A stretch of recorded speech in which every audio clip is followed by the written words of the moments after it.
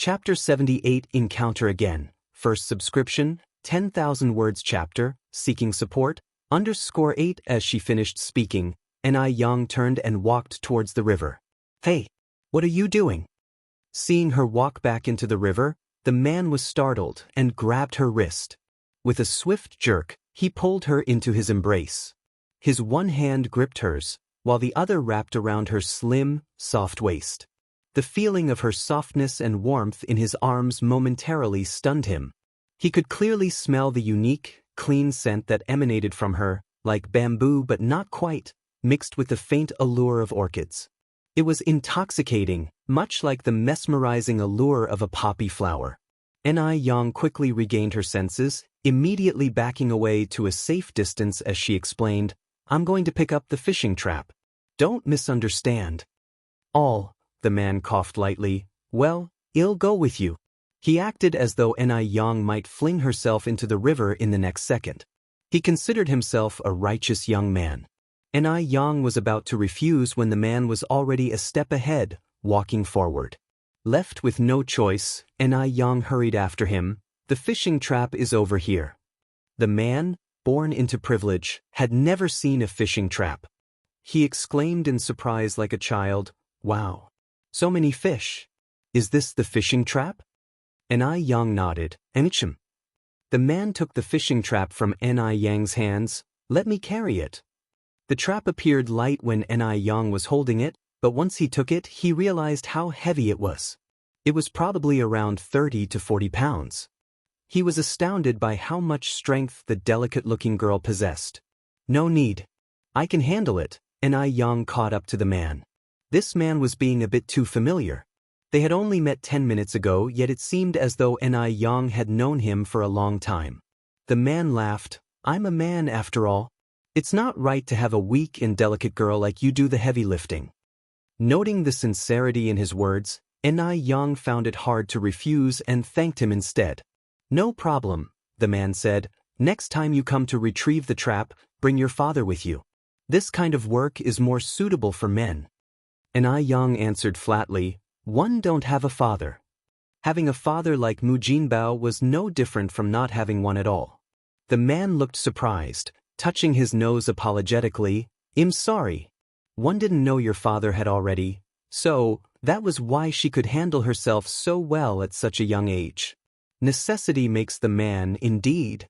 For a moment, the man's expression was quite complex. Yang simply smiled lightly. "It's okay. I don't mind." Again, the man was taken aback. He didn't understand how the girl could still muster a smile. It was obviously a very sad topic. And furthermore, they were talking about her father. Was it a case of laughter through tears? "By the way, what's your name?" Despite knowing that it may be rude to ask so suddenly, he couldn't help himself. It seemed a shame not to know the name of such a beautiful girl. For the first time the man realized that he could be so reckless when faced with a pretty girl. But he wasn't usually like this. Yang, having already lived 2 lifetimes, was not as conservative in her thoughts. "My name is Yang. And yours?" The man replied, "I'm Mo Chishan." Yang raised an eyebrow. "River that receives all, which makes you deep, mountain that hides all, which makes you vast. Nice name." A surprised glint passed through Mo Kishan's eyes. Many people would simply laugh off or superficially compliment his name. He didn't expect Yang to understand the meaning hidden behind his name. Mo Chishan smiled and said, "A pearl rolling in the vast sea bears the moon's tears, a jade born in the warm sunlight of the blue field emits smoke. Your name is quite nice too." Yang replied with a laugh, "Thank you for the compliment." She wasn't modest at all. Mo Chishan arched an eyebrow. After collecting the fishing trap, Yang led Mo Chishan towards the family's residence. Just then, 2 children suddenly popped out from the adjacent bush. "Hello, Sister Yang." Upon looking up, Yang recognized them as Peng Hu and Gooden. She greeted them warmly. "Hello there." After the greeting, Peng Hu and Gooden noticed Mo Chishan standing next to Yang and curiously asked, "Sister Yang, who is this man?" Just as Mo Chishan was about to formally introduce himself, Yang interrupted him with a cheerful smile. this is my cousin. His family name is Mo. You can call him Brother M. Mo Chishan looked at Ni Yang in disbelief. WTF? When did he become her cousin? Chapter 79 Need to take a strong dose of medicinia. Hello, Brother M. Peng Hu and Gooden said in unison. Hello to you both. Mo Chishan politely smiled at Gooden and Peng Hu. He thought to himself, well, no more explanation needed, he might as well be her brother for the time being. After bidding farewell to Peng Hu and Gooden, the two continued on their way. As they passed by a lotus pond, a child suddenly leaped out from the thick lotus leaves and stood between them. This sudden appearance of a child startled Mo Chishan. However, to Ni Yang, everything seemed normal as not a single ripple of surprise showed in her eyes. Clearly, this was not the first time she had encountered such a situation. Xiaohua, the child, stuffed a lotus pod into Ni Yang's hand. Sister Ni Yang, I just picked this lotus pod. The seeds inside are very sweet. This is for you. Thank you, Xiaohua. Ni Yang smiled and gently patted Xiaohua's head. Sister Ni Yang, there's no need to be polite with me. Xiaohua replied, shyly tugging at her hair. Along the way, they probably encountered over a dozen children. Each child was incredibly polite when greeting Ni Yang. Mo Chishan could feel that their etiquette was not just a superficial formality, but something genuine that flowed from the heart. Initially, Mo Chishan assumed that Ni Yang, who typically appeared aloof, was equally non-social in her day-to-day interactions. However, he was surprised to discover her warm side.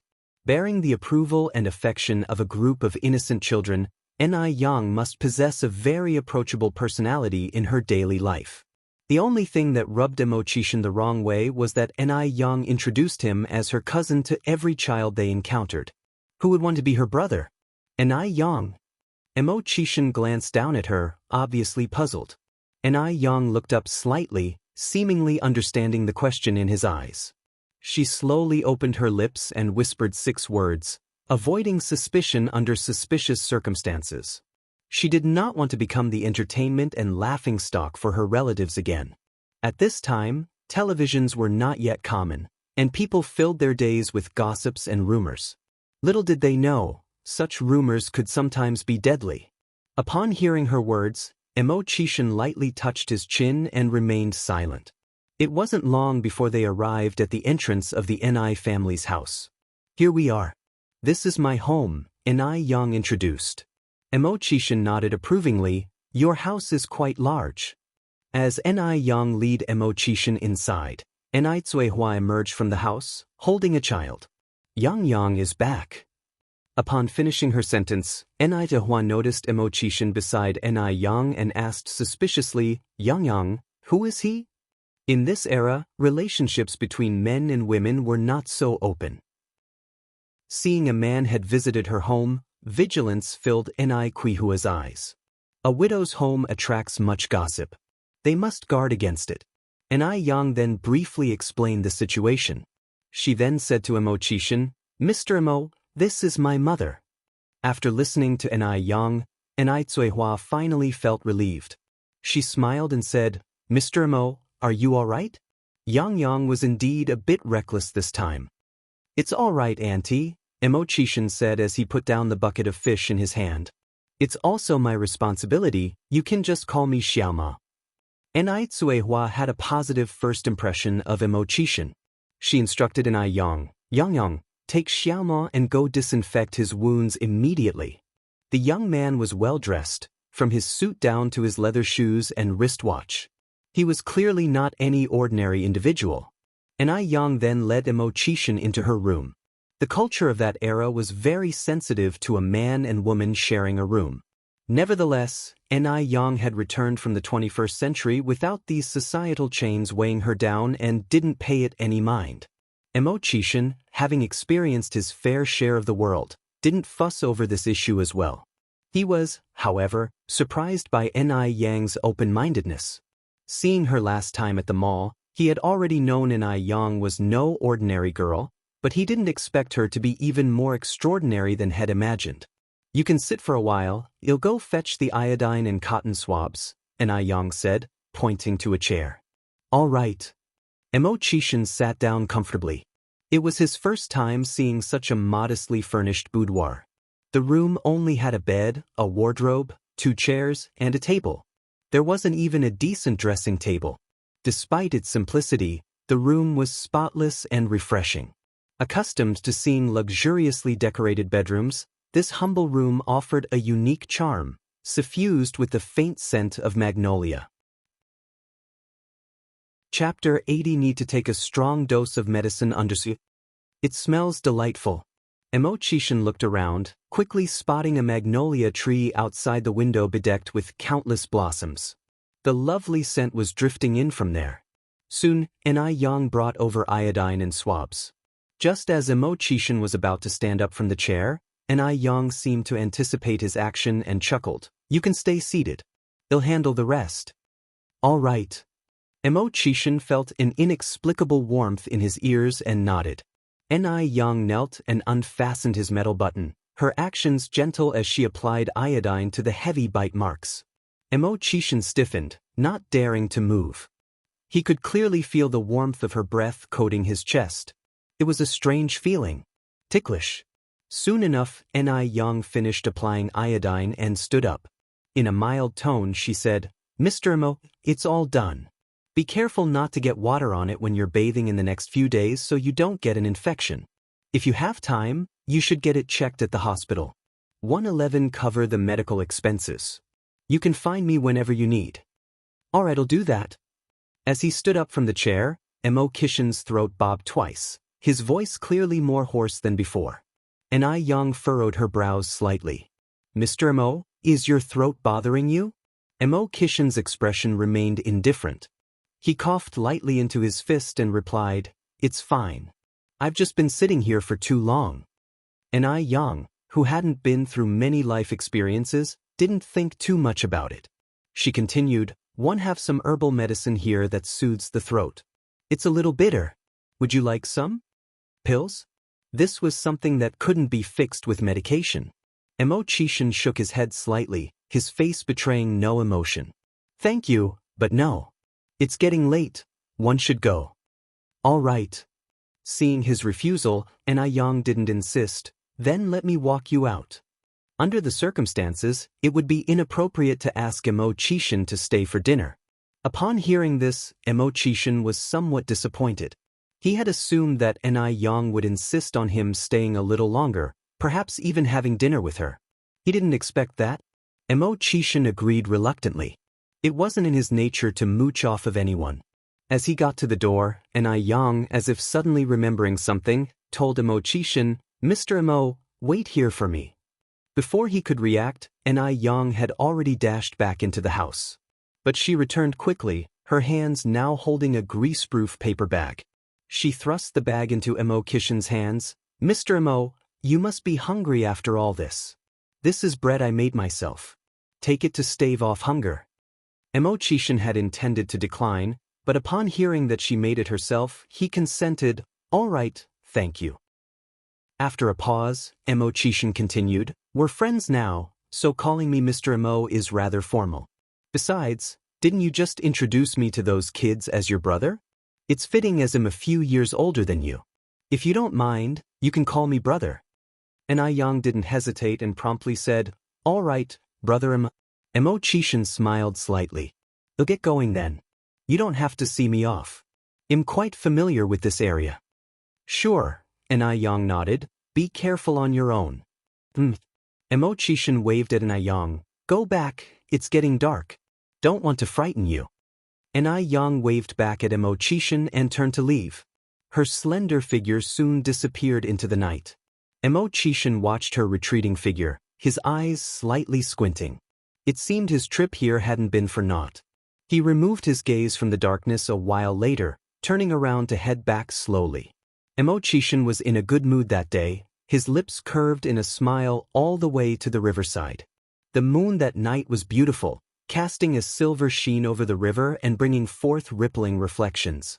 Just as he reached the riverside, his left shoulder was slapped heavily, and a begrudging voice rang out, "Where the hell have you been all this time? I've been waiting here for so long because of you." Emo-chishin had a resigned smile on his face. He turned around and patted the old man's shoulder. Sorry, Dad, for making you wait so long. Mo Fuhai feigned a stern expression. Tell me truthfully, where have you been all this while? Did you go messing with some innocent young girl again? Chapter 81. Need to take a strong dose of medicine _3. Dad. You really are my real dad. Mo Chishan said helplessly. In your mind, do you regard my image as being that bad? Mo Fuhai slapped Mo Kishan's head directly. Who lets you boy fool around all day with no shape or form? Don't forget, you are an engaged man. A man must be consistent in life. Only a real father could say these words. Mo Chishan touched his forehead helplessly, grateful that Yang had not heard these words. Otherwise, even jumping into the Yellow River wouldn't clean his record. Dad, I don't even know what Miss Zhao from Zhao family looks like. How can one marry her? People nowadays emphasize freedom in marriage. Maybe she won't even give me the time of day.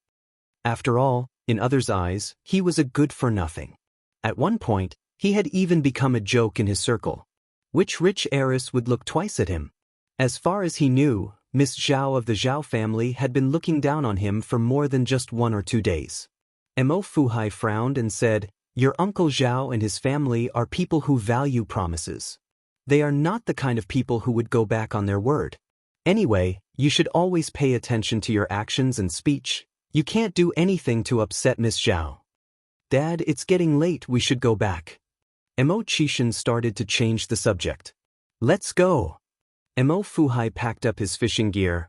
Let's go back. Let me carry it. You walk in front, watch your step. Mo Chishan took the fishing gear from Mo Fuhai. Mo Fuhai took the lead, hands clasped behind his back. The car was parked not far away. Seeing them coming, the driver hurried up, took the gear from Mo Chishan and said respectfully, Master, 6th Master.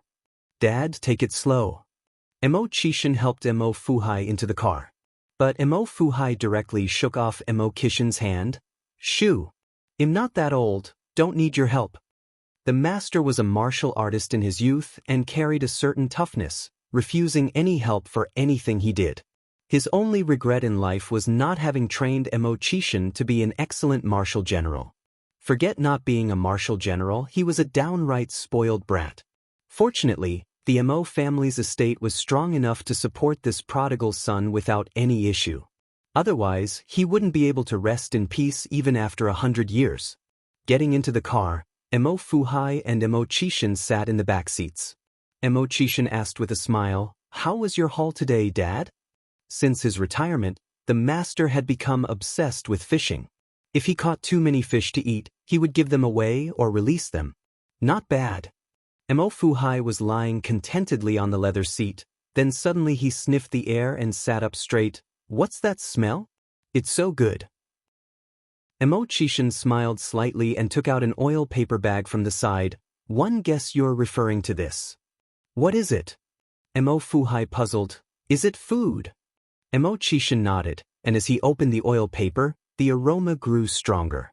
Mo Fuhai, like a little child, stared wide-eyed and said, Bread. As he spoke, he grabbed a piece of bread and stuffed it in his mouth. After a few bites, Mo Fuhai stopped chewing and just stared at Mo Chishan. Mo Chishan was made a little nervous by his sudden gaze. Thinking there was something wrong with the bread, he quickly took a bite from the other piece of bread. It was soft and sweet, melted in the mouth, and had a subtle milky flavor. It was delicious. Amazement filled Mo Kishan's eyes. He didn't expect such an ordinary piece of bread to be so tasty. What's up, Dad? Mo Chishan looked at Mo Fuhai curiously. The bread is fine. Mo Fuhai kept looking at Mo Chishan, then said, Tell me, where did this bread come from? Mo Chishan nonchalantly asked, Someone gave it to me. What's wrong? Don't you like it? Mo Fuhai squinted slightly. Is this bread from that girl, Yang? Mo Chishan surprisedly said, You know her too? He hadn't expected that even his own dad knew her. Fate certainly makes people meet. Blood is thicker than water. Mo Fuhai put on a stern face and said in a severe tone, Mo Chishan, one warn you, I can't control how you mess around outside. But Yang is a good girl. You are not allowed to harm her. Otherwise, you'll break your damn legs. Mo Fuhai was truly serious with these words, and there wasn't a hint of joking in his eyes and brows. Chapter 82 Need to take a strong dose of medicine _4. The atmosphere in the car suddenly became heavy. Mo Chishan laughed, saying, "Dad, where did you get that idea? Yang and I are not like what you're imagining. Besides, I'm not that kind of person." He did want to harm Yang, but she never gave him the opportunity. Be serious. What is with that frivolous laugh? Mo Fuhai scowled, continuing, "Anyway, I've given you a warning here and now. If you dare harm that girl, I swear I will kill you." Yes. Mo Chishan responded playfully, "Rest assured, even if one had the courage of 100 men, I would not dare to provoke her. By the way, how did you get to know her?" If Yang had been present, she would have realized that Mo Fuhai was actually the old man who had spoken up for her when Yang Guobao was having an epileptic fit. Mo Fuhai often came to fish here, and Yang frequently took her eel traps to the river. After many interactions, the old and the young grew familiar with each other and enjoyed each other's company. However, Yang didn't know who Mo Fuhai truly was and, having not met any of his family in the past month, she thought that he was an old man living alone. Thus, she often brought bread for him. The two had developed a special friendship despite their age difference. "It doesn't matter how we got to know each other." Mo Fuhai slapped Mo Chishan on the head, warning him, "The important thing is that you must not harm her." "Don't worry, I promise I won't harm her." Mo Chishan raised 3 fingers. "One swear." Mo Fuhai gave him a disdainful look, calling him a rascal. Speaking again, Mo Fuhai said, "Actually, Yang is a good girl, but you are already engaged to the girl from Zhao family. You cannot be fickle." "The Zhao family?" Mo Chishan squinted his eyes. It seemed it was time to give the Zhao family a taste of the harsh truth. Otherwise, his father would never see the true colors of those people. At Nis' house. After sending away Mo Chishan, Yang began to prepare dinner in the kitchen. The main dish was rice. As for the stir-fried dishes, she already had a menu planned out for the whole week. Monday's menu, Tuesday's menu, amongst others were already planned. They not only benefited beauty but were also delicious and nourishing, fulfilling dual purposes of beauty treatment and nourishment to the stomach. Yang pulled out the menu. Today's menu included 1. Stir-fried green pepper pork with cowpea. The cowpea has the property of nourishing kidney and spleen. The Compendium of Materia Medica states, cowpea replenishes qi in the middle, promotes kidney health, and restores vitality. Nourishing the kidneys is the key to delaying aging. 2. Polygonatum asparagus eel fillet. Polygonatum can replenish deficiencies and fill the essence and marrow. The eel contains a rich amount of calcium, iron and phosphorus, gelatin and other nutrients. Coupled with polygonatum, it can promote breast development and growth. This dish has a remarkable effect on breast enhancement. 3. Pickled cucumber with ear fungus. Cucumber is a great vegetable for clearing heat and has a whitening effect.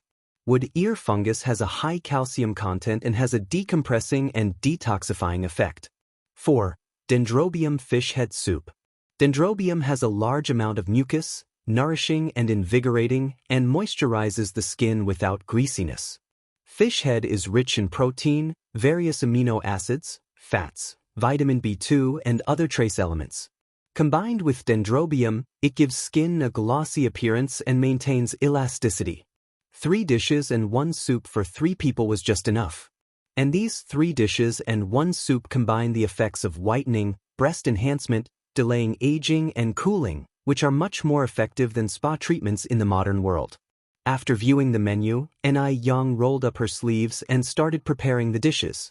Apart from the wood ear fungus and pork that were purchased, the rest of the vegetables were all gifted by the villagers. Some of the vegetables were grown by Zihua. The fish was caught by Yang herself, and the dendrobium and polygonatum were dug out from the mountains.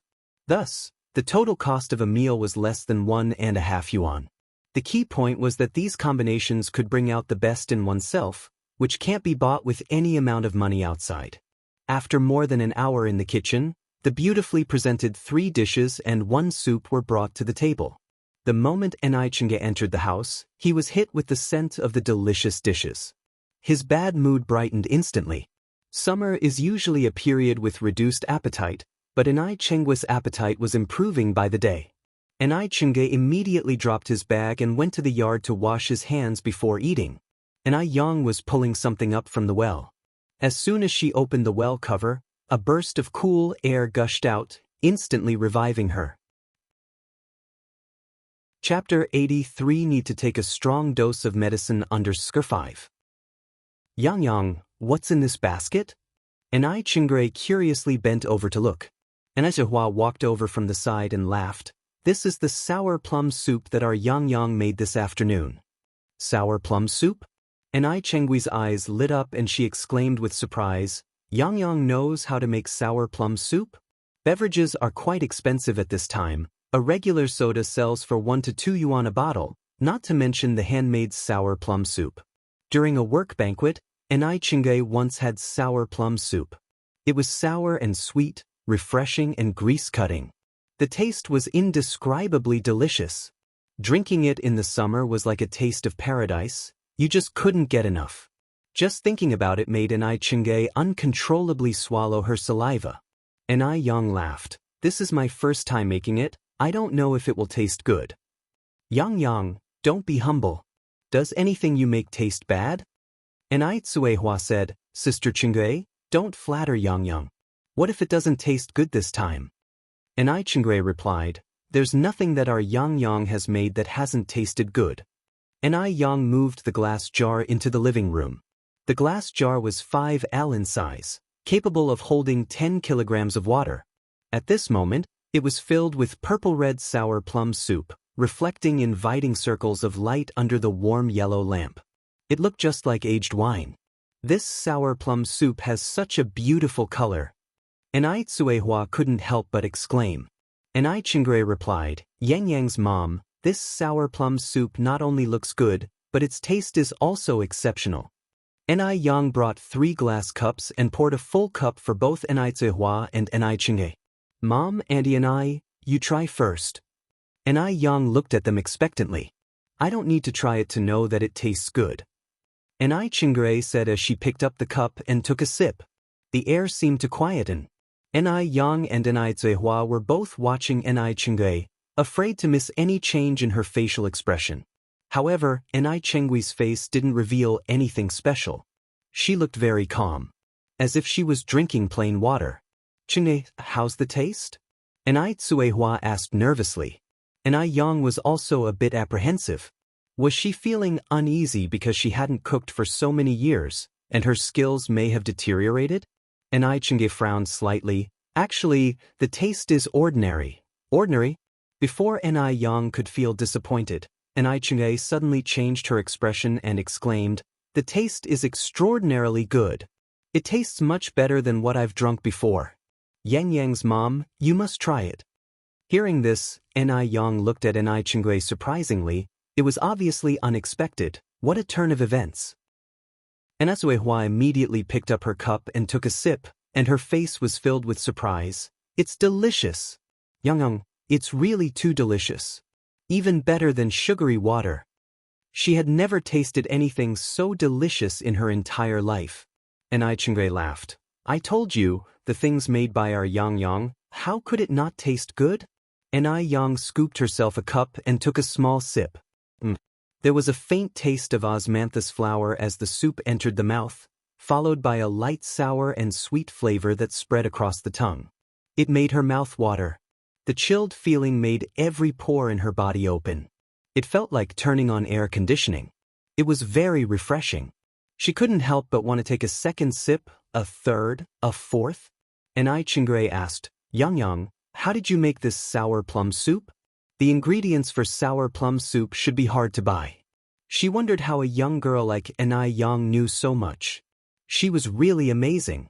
Yang explained, I saw it on a cooking recipe and then went to the traditional Chinese medicine store to buy some dark plum hawthorn and other main ingredients. I didn't expect to succeed by sheer luck. Of course, the pre-mixed sour plum soup ingredients were hard to buy. But Ni Yang, in her previous life, worked in the catering industry. She didn't need to buy those pre-mixed ones from the market. Furthermore, the ones sold in the market all taste the same. Nobody could imitate her self-balanced ingredients. Ni Chingre exclaimed, "Yang Yang, you're really smart. Even if one spent 10 days looking at it, I couldn't learn." She is typically someone who can learn by looking at it, but always fails when actually doing it. Also, the dishes you cook are delicious too. They taste 100 times better than those from big restaurants. Yang Yang, whoever marries you in the future would be as lucky as winning the lottery.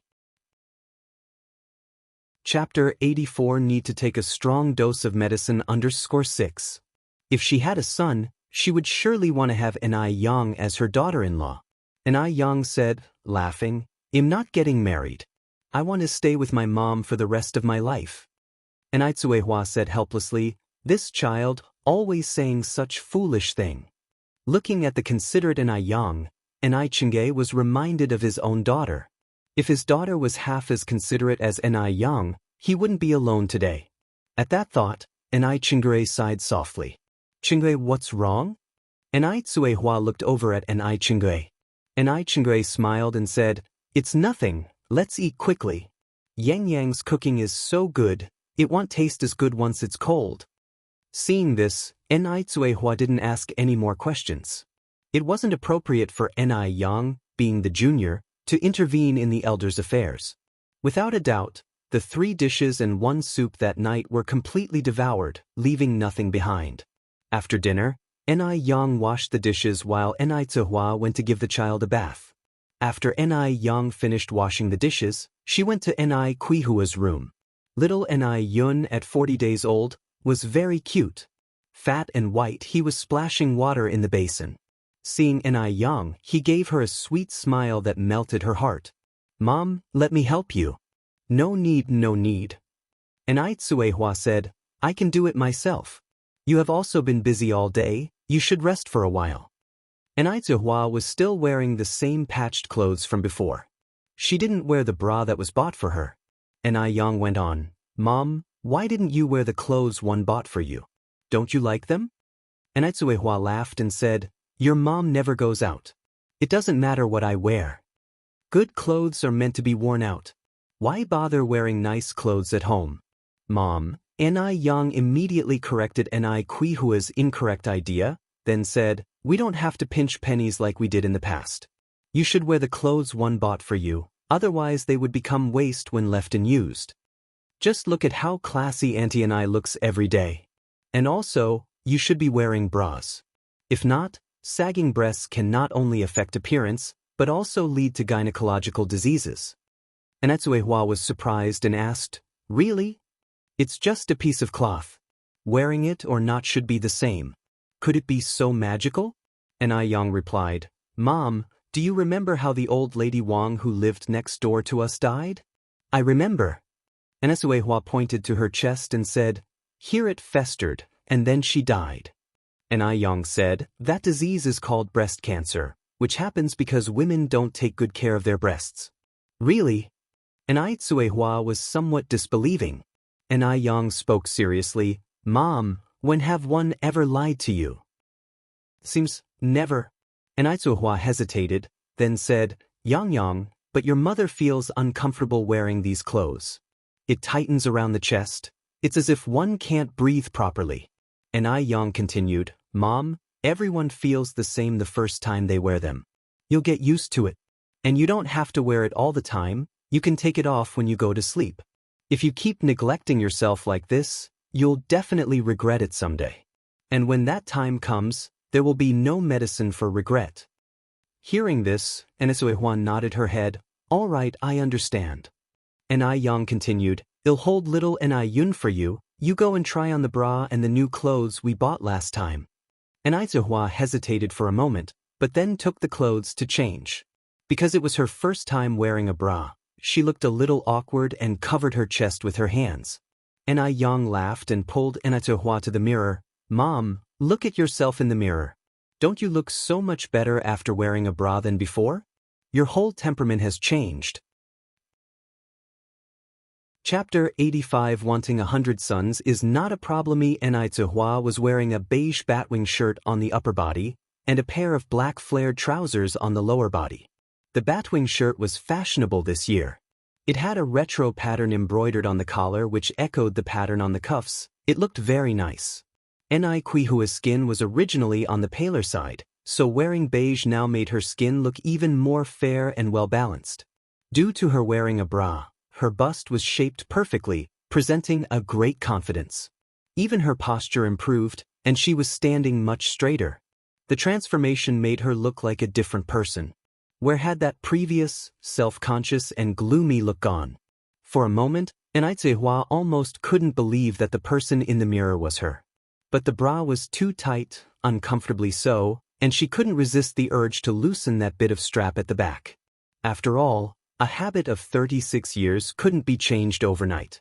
Yang held Hua's hand. "Mom, look at how beautiful you are now. If you don't wear a bra, there won't be such an effect, and if you don't believe me, go to your room and take off the bra to try it." Hua didn't really believe it. So she turned around, went into her room and took off her bra.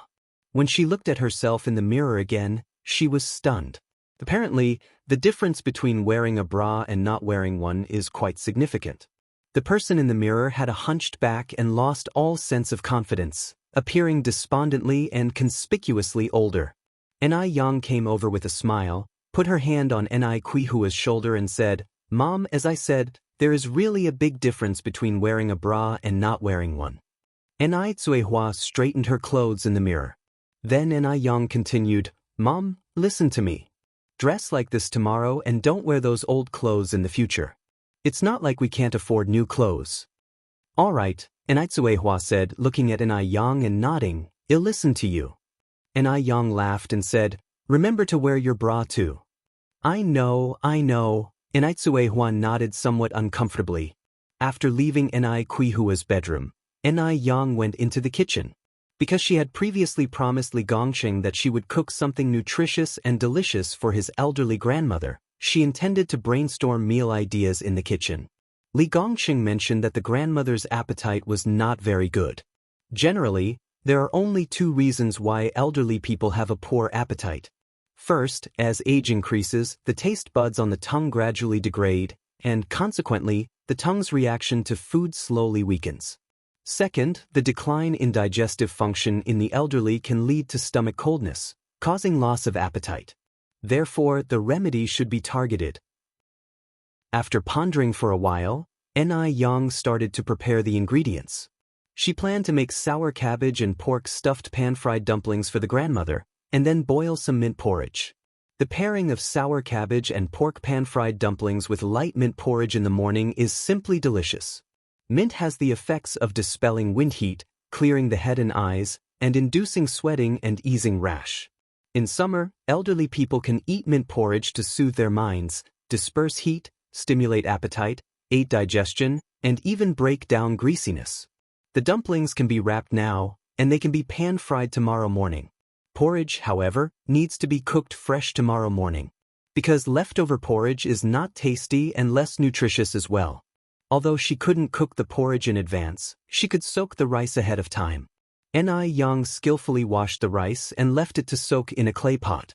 After soaking the rice, Yang went to the vegetable garden to pick some mint leaves. She had found this mint by chance by the river and took a few plants back to plant in the vegetable garden, which unexpectedly grew very well. After picking the mint leaves, Yang started to knead the dough and roll out the dumpling skins.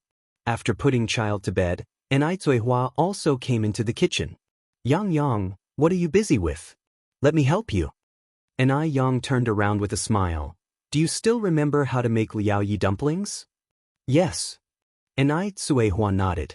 Yang then told Hua about what she had planned for Mrs. Mo. Hearing this, Hua laughed. "What's so difficult about that?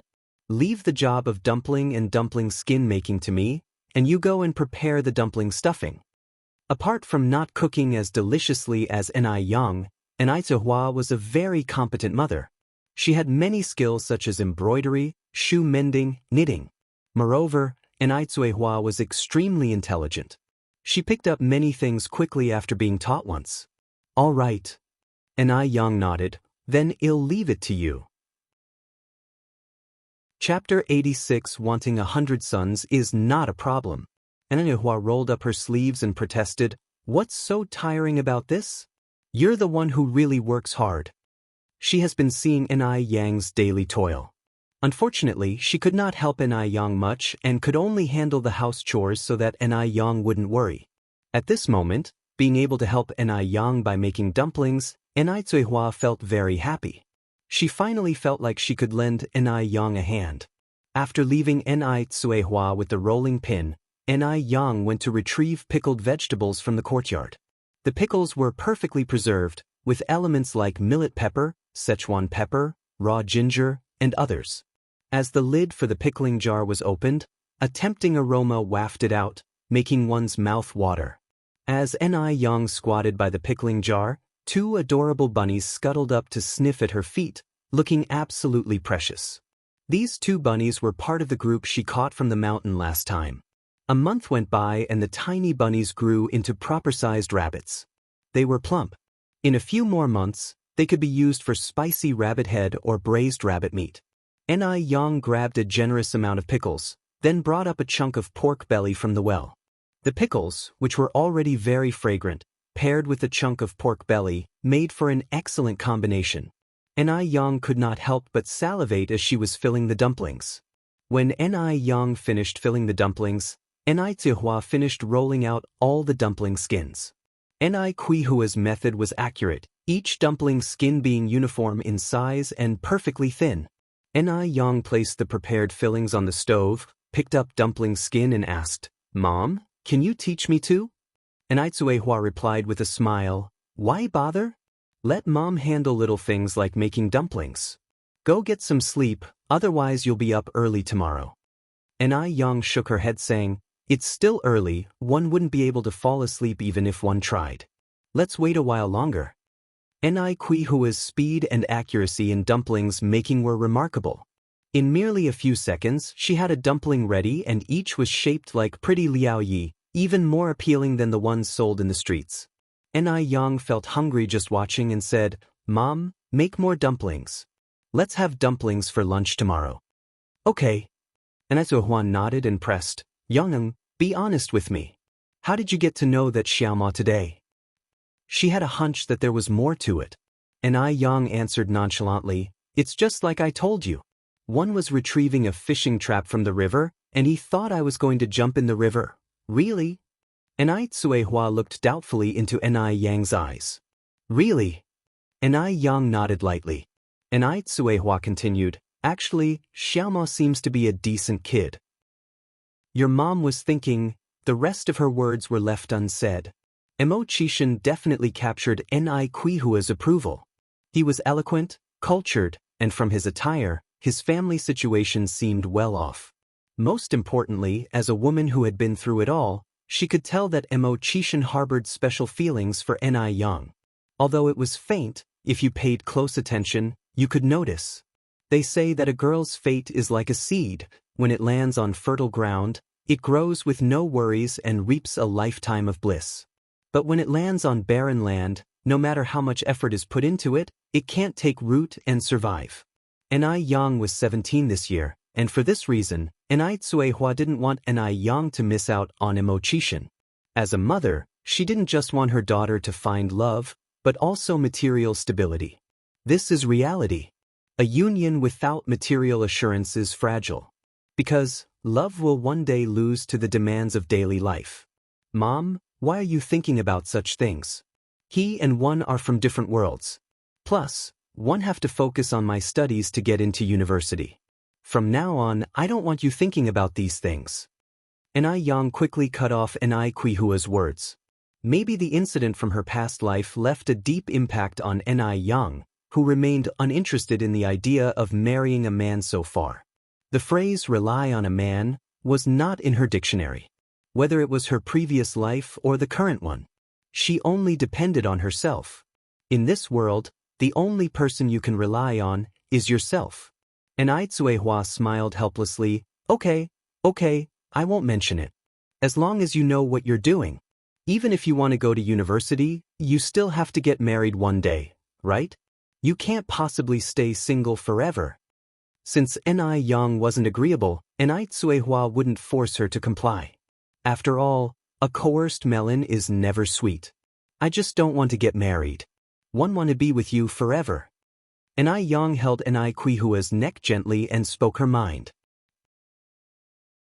Chapter 87. Wanting 100 sons is not a problem, silly child, what are you thinking? Ni Tsuehua continued, as women, it's only natural for us to marry. Ni Yang raised an eyebrow slightly, but why must a girl get married? Mom, don't you see we are doing just fine without men now? Not only have we managed to survive, but we're also living better than before. This just shows that men aren't necessary at all. Ni Tsuehua was momentarily speechless. Because what Ni Yang said did make sense. After pondering for a moment, Ni Tsuehua answered, but if you don't get married and have children, who will take care of you when you're old? Ni Tsuehua, having not received an education, was narrow-minded and held a small worldview. The confining notion that a woman's purpose was to bear children was deeply ingrained in her. Otherwise, she wouldn't have previously felt guilty for being unable to produce a son. Such misconceptions needed to be rectified. Ni Yang looked up at Ni Tsuehua and said seriously, Mom, girls are not tools for carrying on the family line. Marriage and having children are not a necessity for every woman. The chairman has said that men and women are now equal. As women of the new era, we must be independent and self-reliant. We can't rely on men to survive. Take yourself for example. If you hadn't chosen to divorce back then, you surely know what your life would be like now. Only when we become stronger ourselves, do we become truly strong. Hence, what's most important for us now is to work hard to make money, then go to high school, university, and broaden our horizons. We need to have the ability to live a good life ourselves and also to help others. When we become millionaires one day, you'll realize that not only can you have a son, but even if you want 10 or 100 sons, it won't be a problem. And one promise, they will all be filial. Times have changed, and we women can hold up our share of the sky just as well. Ni Yang's words were heartfelt, leaving Ni Tsuehua silent for a long time. She wanted to say something in rebuttal, but she realized she couldn't find any words to counter. Indeed, her thinking was too narrow. Ni Tsuehua nodded, Yang, you're right. From now on, we will not rely on anyone. Seeing her mother understand this reasoning, Ni Yang felt less worried. Her biggest fear was that Ni Tsuehua would remain in a dead end.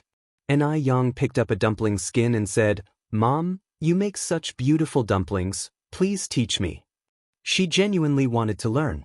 Seeing Ni Yang's thirst for knowledge, Ni Tsuehua didn't refuse again, but taught her step by step.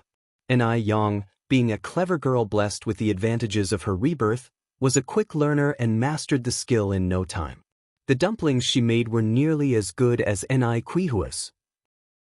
In less than 15 minutes, the mother and daughter had made 100 dumplings. The next day, Ni Yang got up early.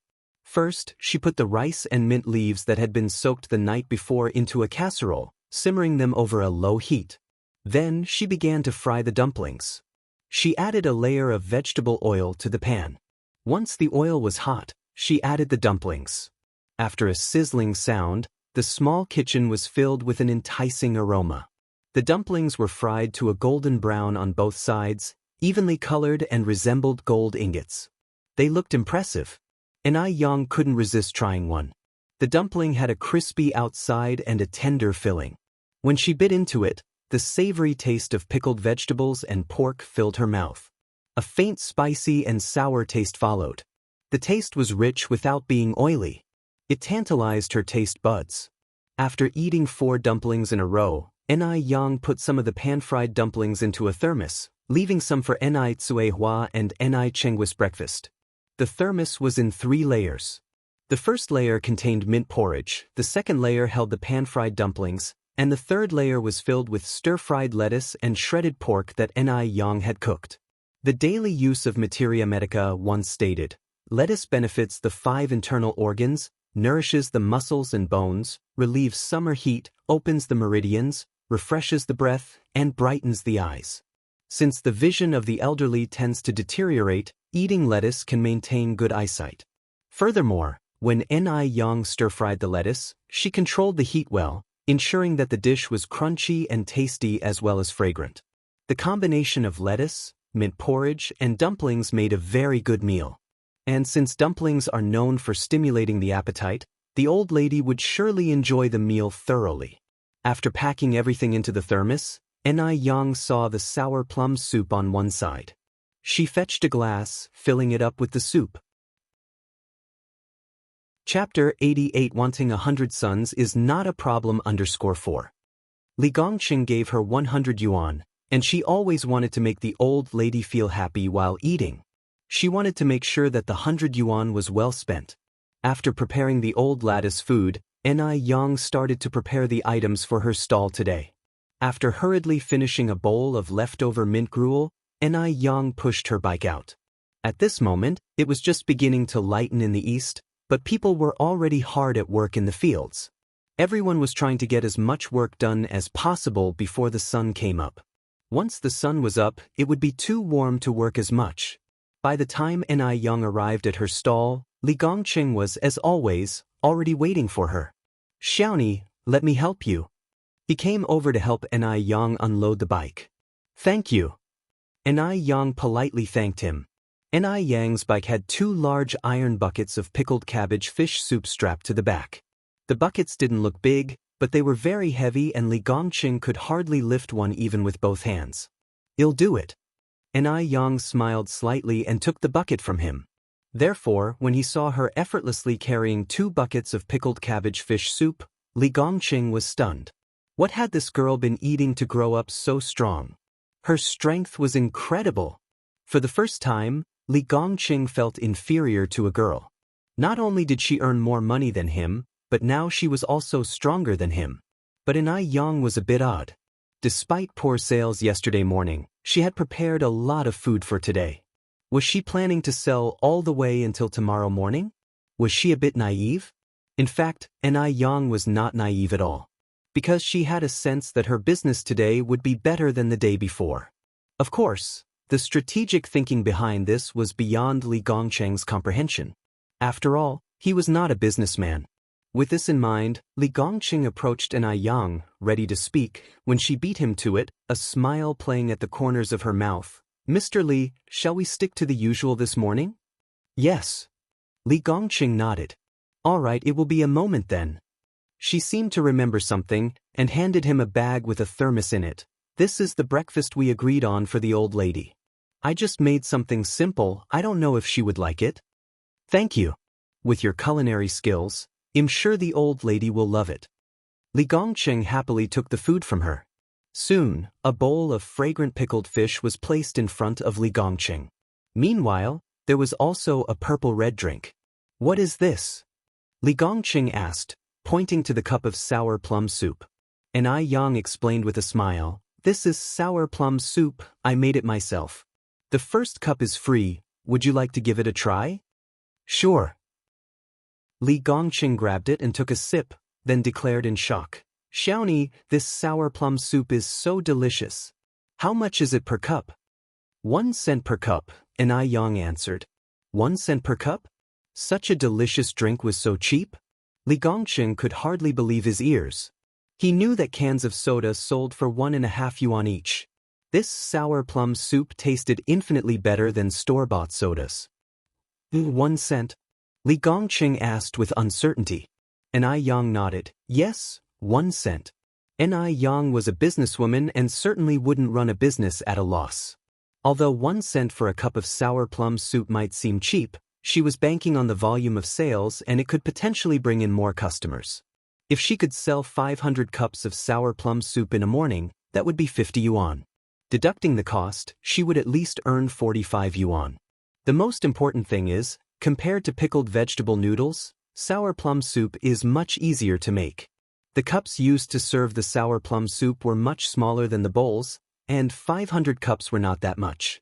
Li Gongqing went on to say, "Then I'd like another cup." "Sure." Ni poured another cup of sour plum soup and handed it to Li Gongqing. Soon after, more and more diners arrived at the previously desolate stall. In no time at all the tables were full. As usual, Ni Yang offered each person a cup of sour plum soup. Unsurprisingly, everyone who tasted it gave positive feedback and all of them ordered a cup. You could buy 10 cups of sour plum soup for the price of 1 can of soda, and the sour plum soup tasted better. Any discerning person would not hesitate to spend that 1 cent. Chapter 89 Wanting 100 Sons is Not a Problems Translator 549690339 Friolon. Ga ong lean ahd Dfmauer in Frotnefo in Snauiselda. The flavor here is really authentic.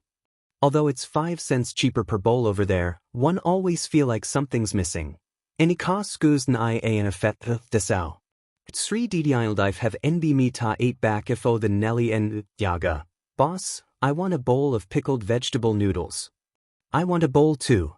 Li Gongqing sat at his table, watching Ni Yang ladling noodles unhurriedly at her stall, with utter astonishment in his eyes.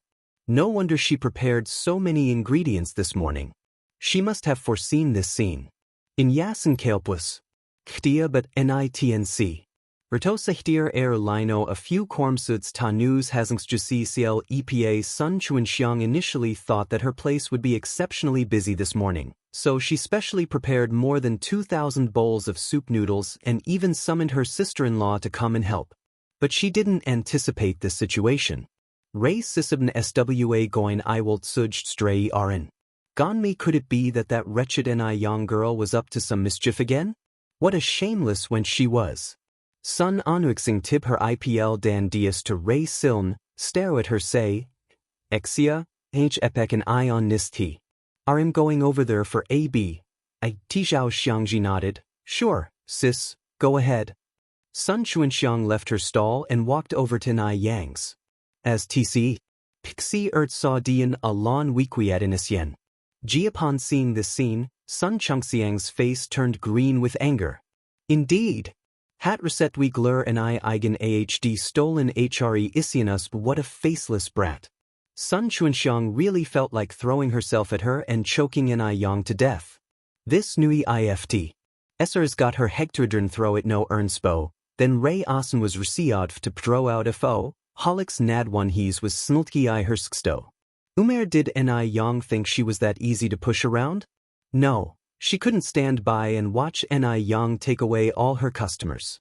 HJW a Ligmazen Cafe, Sun Xiangsan Iudika into 8 DMld of the Enel, hits line esms priatjin. Oil you all pilabro not au, in K tuberties enrioth pilst sifonaldo offs for air. T not yanel sitif tnesk erkb epr blow, at woi salod eve to wait in enli DNA the asset is 10 seemed irred in hr. Upon hearing this, a short-haired woman immediately asked, really? Sun Chuanxiang nodded hurriedly, what are you asking, big sis? Do you think I would lie? It's right over there, look. HT sard hier to on mo.so no t. Piasit udulk adderst 8 iadriaken dipon yut by Sun enuxgen. CDNA after nryugif udo the attack null, o headski with dn, iestatemp, ho, you ignatuk abbot that la? Sep, yes. Sun Chuanxiang nodded anxiously, that's the one. The short-haired woman continued, I went there yesterday morning, the flavor wasn't nearly as good as this place. Although it's a bit cheaper, the fishy smell is rather strong. Suddenly, as if realizing something, the woman said, with a knowing look, oh, I see. You must be the boss of that stall, right? Uans H. Jixnon didn't sexpit HTE certrio onum to say ts. Hyas Baylor team ot caret when Naritho srumekops. Ek, I went there yesterday morning too. The taste is indeed not as good, so I came back here this morning. Yeah, me too. Eti overlf rias I way. Tebrit Sun Chungxiang's face turned darker and darker, and with a bowed head, she ran away amidst the discussions. Ekiel a laukretzven. Idet wen ji. Od, she wondered whether all these people could have been hired by Ni Yang. How could Ni Yang's noodles taste that good? As dietas temot. Oh, after returning to her own stall, Sun Chuanxiang handed Zhao Xiangji 30 cents, and said, Xiangji, take this money and buy a bowl of pickled fish noodles from the place across the street. She was eager to taste it, just to see if that bitch's noodles are indeed as delicious as everyone said they were. Zhao Nizixh Clio at SNUNHK SNI Repersuis Adinik, DS, Etrislen, IWS not we also Sledik Pulse Shi FN? Udsul YHW Etsaw Emni Nibuti Israel? Sun Chuanxiang, looking a bit impatient, said, just do what one asked. Without daring to say anything more, Zhao Xiangji took the money and headed off. Erinai Ray, TR's DHA Cuters SNU Nakengsjia Untatso Tim. Is it just because she's got money? Esta os actor aptuet? Does having money mean she can order me about like I'm some beast of burden? After waiting in line for a long time, Zhao Xiangji finally got a bowl of pickled fish noodles. Wino yun hc del the oblu of unsel in aden did she adnerten y sun nugsiaxen was igenwell to septen 30 setten to eve ray bergin a ola ba. CK they were both supposedly pickled fish noodles, but the difference was like night and day. The pickled fish noodles from that place had a great color, broth, and presentation. Tudges the lemels inlo sa agnue rof pelio otiud. No wonder no one patronizes Sun Chengxiang's noodle stall. After Sun Chuanxiang tasted some of the noodles that Zhao Xiangji had brought back, as soon as they entered her mouth, she frowned. Hse Cloud Ariel Getsatat, Ipmrag ot out weeks, oag seeth Odselin hadden tiag enft, breet rich, sour, and refreshing. It was so delicious that after eating a bowl, you couldn't help but want a second.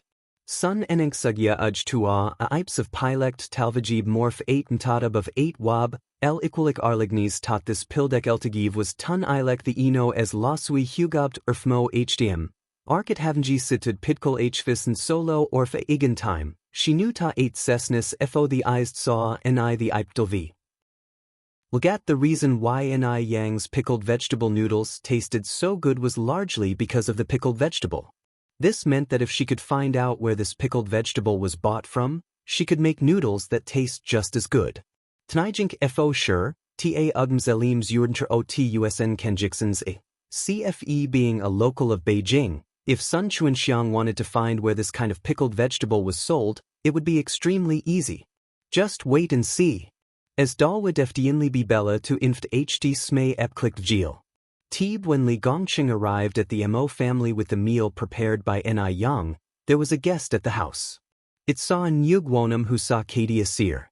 Titv if he hadn't seen Ni Yang he would have certainly thought her a beauty. But after meeting Ni Yang he felt that no one else had seen before could even compare. Ino Klodun v Yas. Isht after Ni Yang, there were no more beauties.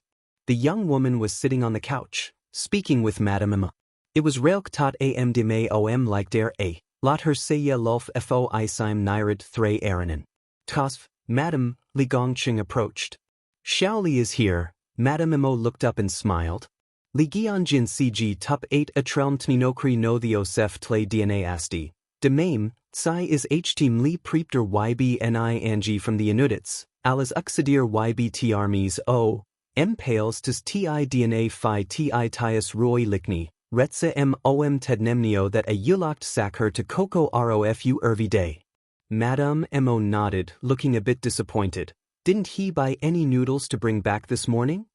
Of course, he had bought noodles, but Master Mo had commandeered them halfway. Fo cows. Are these knots jin totli sigong ijuak se ot mad mo emlids and dia, s. Madam, eating noodles in the morning might not be easy to digest. Why don't you try these dishes first and see if they suit your taste? All right, Madame Mo nodded. I understand, you can go on with your work. Il genik nibad with lisk to damma, mo net ruint dna lu.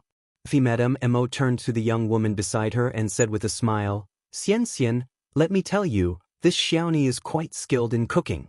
You haven't had breakfast yet, have you? Let's eat together and see what delicacies are in this thermal container. Chapter 90 is that person, Ni Yang? Underscore one I Xiaoni? And she's good at cooking? Could it be Ni Yang? Li Xianxian squinted subtly. The good cooking skills and the surname Ni made Li Xianxian unconsciously think of Ni Yang. Thinking of Ni Yang's beautiful face, Li Xianxian felt an unprecedented sense of crisis. But didn't Li Shu say that Ni Yang had married a bachelor? Could it be that Mu Yen is not Ni Yang at all? Did she mistake everything from the beginning? Li Xianxian thought until she was lost in thought. Xianxian, what are you thinking? Old Madame Mo waved an arm before Ni Yang. What? No, Li Xianxian quickly snapped back, laughing. Grandma, is this Xianxi's cooking really that delicious? Yes, especially that bowl of noodles. It's simply divine. Old Madame Mo continued. Hey, let's stop chatting, Xianxian, let's eat. Suppressing her worries, Li Xianxian responded. Okay, Grandma. Immediately, a servant brought 2 new sets of bowls and chopsticks over. Li Xianxian opened the thermos skillfully, laying out the food one by one, and generously served Old Madame Mo a bowl of rice porridge, praising, "It smells so good, Grandma, these must be really delicious." The pan-fried dumplings were fried to a golden brown on both sides, looking like adorable golden ingots. The mint porridge was crystal clear, pretty as agate and jade. The shredded pork with lettuce was fresh and crispy, paired with 2 red bell peppers. These dishes were like beautifully crafted pieces of art. Just the sight of these dishes was a feast for the eyes. Most importantly, they emitted a captivating aroma, making one drool. Not like other dishes that boast only appearance but lack flavor. This is what we call a flavor that combines the essence of taste and appearance. Gazing at these dishes, Li Xianxian was contemplative. Ni Yang's specialty was Cantonese cuisine. She never cooked simple home dishes, and she absolutely couldn't make dumplings. Let alone such beautiful Yao Yi dumplings. So, this couldn't have been made by Ni Yang. Yes, there's no way it's Ni Yang. Ni Yang had been married off to that old bachelor a long time ago. She might even be suffering now. At this thought, Li Xianxian felt considerably relieved. As Old Madame Mo eyed the dishes, she couldn't help but swallow, picked up a pair of chopsticks and said, "Xianxian, let's eat quickly before it gets cold." Li Xianxian nodded, picked up a pair of chopsticks obediently, and only after Old Madame Mo had taken the first bite, did she mechanically follow suit by taking a bite of the pan-fried dumpling. The frying of the dumpling was well controlled, crispy on the outside, while soft on the inside. After one bite, a splash of sour and spicy soup exploded from within, filling her mouth with a delicious tart, spicy, and savory combination. The lettuce was crispy and refreshing, delicate and tasty, pairing very nicely with the dumpling and creating 2 different types of sensory experiences. It was so delicious that she couldn't stop eating. After finishing the dumplings and lettuce, she had a mouthful of refreshing mint porridge just in time to cut the grease. It felt like an upgrade in her life quality. Old Madame Mo had initially thought the pickled fish noodles were the most delicious food in the world, but now it seemed her previous experiences were just too limited. Old Madame Mo ate with joy. Good. Li Xianxian was also surprised. She had never eaten anything so delicious before. But in order to maintain her figure and image, Li Xianxian put down her chopsticks after having only a couple of dumplings. Old Madame Mo was surprised. "Xianxian, are you done eating?" Li Xianxian picked up a napkin and elegantly wiped the corner of her mouth like a well-bred girl, speaking softly. "Grandma, I'm already full, you can have the rest." "You only ate this much?" Old Madame Mo frowned slightly, like feeding a cat. Li Xianxian smiled shyly. "I've had a small appetite since I was little." In order to maintain her figure, Li Xianxian dared not eat too much. Though she has managed to maintain her weight, what troubled Li Xianxian was that a certain part of her body also scaled down with it. Therefore, to ensure she looks good in clothes, she stuffed a lot in her chest area. So, Li Xianxian still had an amazing figure. Old Madame Mo laughed. "You can't always eat so little, it's not good for your health. You have to eat more in the future. You're so thin that I believe Baichuan could lift you with just one hand." Mentioning Mo Baichuan, Li Xianxian's face turned slightly red. "Grandma, don't tease me anymore." Old Madame Mo smiled, picked another dumpling. All right, I'll stop. Can I just eat my dumpling?" Chapter 91 is that person, Ni Yang? _2. Li Xianxian bashfully lowered her head, but a glint of triumphant satisfaction shone in her eyes. Since Grandma Mo had willingly brought up Mo Baichuan in front of her, it meant there was a 2% chance for their entanglement. Because the dishes Ni Yang prepared were so delicious, Grandma Mo ate as many as a dozen pan-fried dumplings, drinking a large bowl of porridge. Only then she put her chopsticks down. With a few dumplings left, along with half a bowl of porridge and half a plate of pork stir-fried lettuce, Grandma Mo specifically ordered someone to keep them for lunch. Hearing this, Xianxia lifted her gaze and said, "Grandma, you're older now and your digestive system isn't in the best condition. It might be better to throw away the leftovers."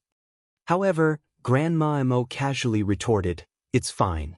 I've eaten book covers and roots when I was young. What's a little leftover food?" The old generation is used to being thrifty and were somewhat displeased upon hearing Li Xianxian's suggestion. Just by hearing what she said, it was clear she was not a person accustomed to daily life. To this day, many families are still so impoverished that they can't afford a meal. To Grandma Mo, Li Xianxian insisted on throwing away the perfectly fine leftovers. As soon as those words were spoken, Li Xianxian realized her mistake and hurriedly tried to correct it. "Grandma, I didn't mean it that way. I just worried that the leftovers might upset your stomach." Grandma Mo didn't think much of it. "Never mind that, Grandma knows you meant well." Hearing this, Li Xianxian sighed in relief and changed the subject. "By the way, Grandma, the weather is quite nice this morning. Shall I accompany you to the garden?" Grandma Mo nodded and laughed. "Sounds good." Li Xianxian immediately got up from the sofa and supported Grandma Mo's arm, ingratiating herself. "Let me assist you, Grandma." The two had just stepped out of the room. A tall and handsome figure approached. His stunning yet hidden face under the light was incredibly eye-catching. Dressed in a simple white shirt, form-fitting dress pants, black leather shoes, a black suit jacket hanging on his arm and one hand in the pocket, he walked against the light. The sun gradually highlighted his exquisitely angular features, breathtakingly radiant. So, the worthless sixth son of the Mo family, Mo Qishan? Such a shame. A man with such handsome looks, only to be wasted in the body of a useless person. Li Xianxian squinted her eyes, a hint of disdain briefly flashed in her eyes, but she politely said in front of Grandma Mo, "Uncle Six." Mo Qishan nodded and walked over. Without a word, he gave Grandma Mo a big hug. "Mom, I've missed you so much after such a long time." Grandma Mo was stunned at first, then pushed Mo Qishan away, irritated. "Get away. Who is your mother? You're hardly home all year round. Does this ungrateful son of mine even have me in his eyes?" No matter the family, mothers always spoil their youngest children. Mo Qishan had grown up spoiled and pampered. Although Grandma Mo disliked her youngest son on the surface, she still loved him very much deep inside. Although he could be considered useless, he's considerate and kind-hearted, always displaying filial piety. Moreover, money was not an object in the Mo family. Let alone supporting one Mo Qishan, they could easily support tens, or even hundreds of him. So, whether Mo Qishan was competent or not was not much of a concern to Grandmom. "Mom, you fill my eyes," said Mo Qishan with a playful smile. "Isn't there a lyric that goes, 'Mom is the best in the world, children with mothers are precious gems'? Am I not the gem in your hands?" Mo Qishan's few words brought laughter to Grandma. "You're a grown man, still claiming to be a gem? Don't you feel embarrassed?" Mo Qishan held Grandma Mo's arm. "A child with a mother will always be a gem." Grandma Mo's laugh was even more hearty. As Li Xianxian watched from the side, contempt filled her eyes. This youngest son of the Mo family was truly a worthless piece of trash. Beyond making the elderly happy, he was good for nothing. She really wondered how the Mo family ended up having such a good-for-nothing. Mo Qishan's gaze casually swept over Li Xianxian. Strangely, Li Xianxian shuddered inadvertently. But when Li Xianxian looked up again, Mo Qishan had already resumed his wastrel demeanor. Did she see things wrong? Right, she must be seeing things wrong. How could a good-for-nothing have that kind of look? Chapter 92 is that person, Ni Yang? _3. Madame Mo continued, "Mo, are you out of money again?" Because Mo Qishan was nothing more than a wastrel, Madame Mo was always worried about him running out of money. Mo Chishan said, "No, I have money, you don't need to worry." Madame Mo retorted, "There's no one else here, no need for embarrassment. Take this card. If you're out of money, they'll give you more." Helpless, Mo Chishan said, "Mom, I really do have money. If he doesn't even have a decent job, how could he have money?" Knowing that he wanted to save face, Madame Mo immediately put on a stern face and said, "If I ask you to take it, take it. If you don't take it, don't call me mom again. I don't want a son like you." Seeing Madame Mo act like this, Mo Chishan could only accept, because he knew that if he didn't, the old woman would surely worry about him not having enough to eat or being warm enough out in the world. At this, the contempt in Li Xianxian's eyes deepened. This Mo6 not only was a mama's boy, but he relied on his parents for living expenses too. It was really sickening. Madame Mo continued, "By the way, Mo, Xianxia and I are going for a walk in the garden. Do you want to join us?" Mo Chishan said, "You two go ahead, I'm going upstairs for a nap." Madame Mo said, "If you don't want to come, that's fine. Xianxia, let's go." "Okay, Grandma." Understandingly, Li Xianxia took Madame Mo's arm, nodded at Mo Chishan, and then walked out with Madame Mo. The garden was in full blossom. The breeze was carrying the light scent of flowers, refreshing the mind. Li Xianxia was good at making people happy with her words.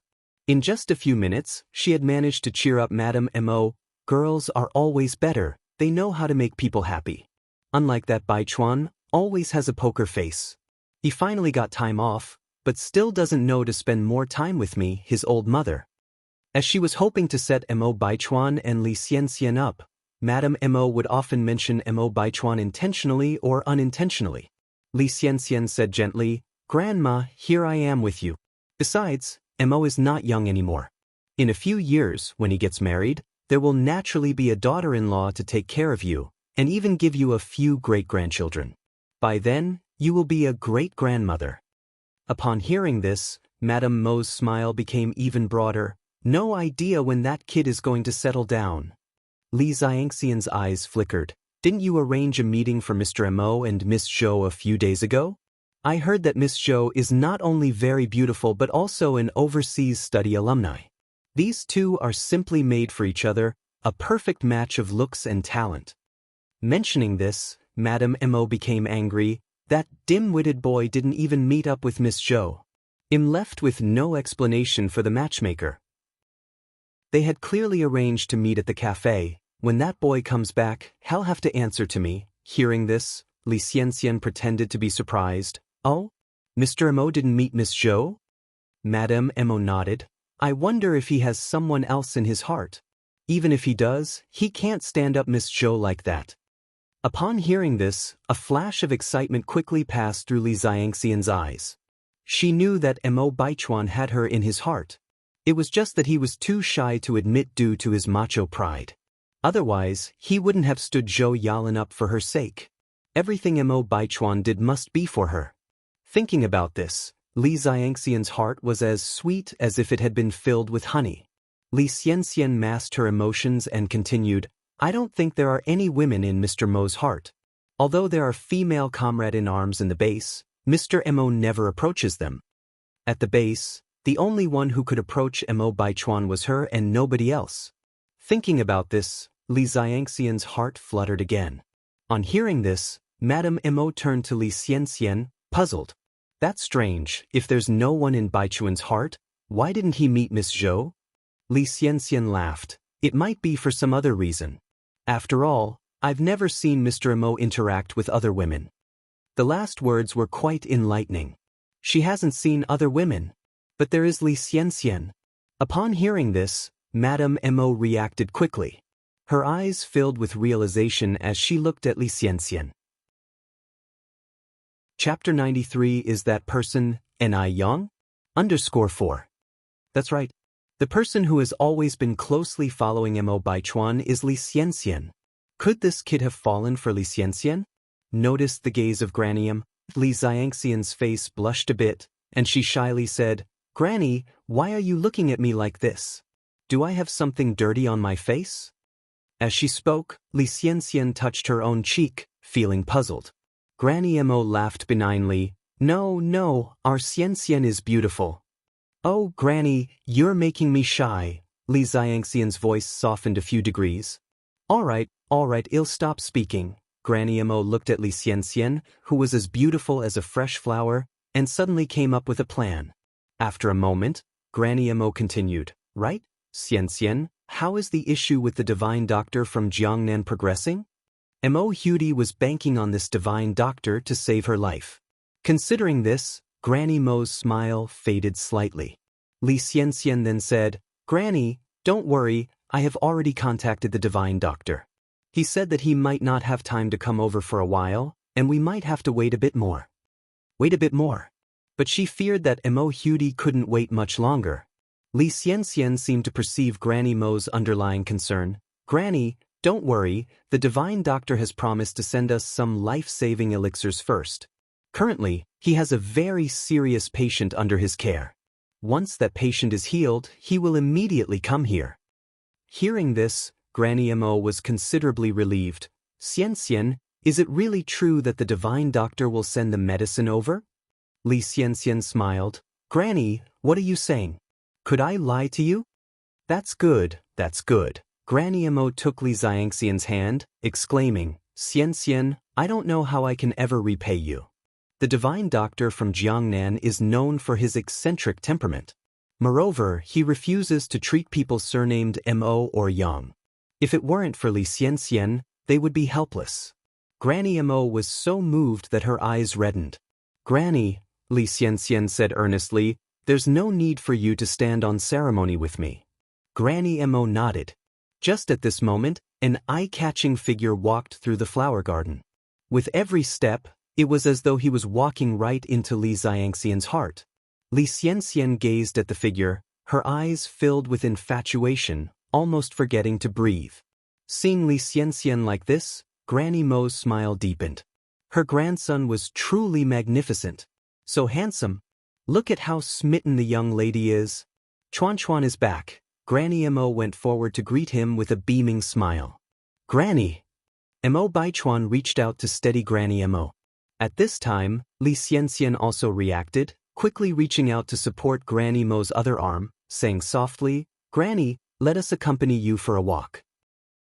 There's no denying that the way she conversed was clever and she had high emotional intelligence. Granny Mo smiled widely. Very well.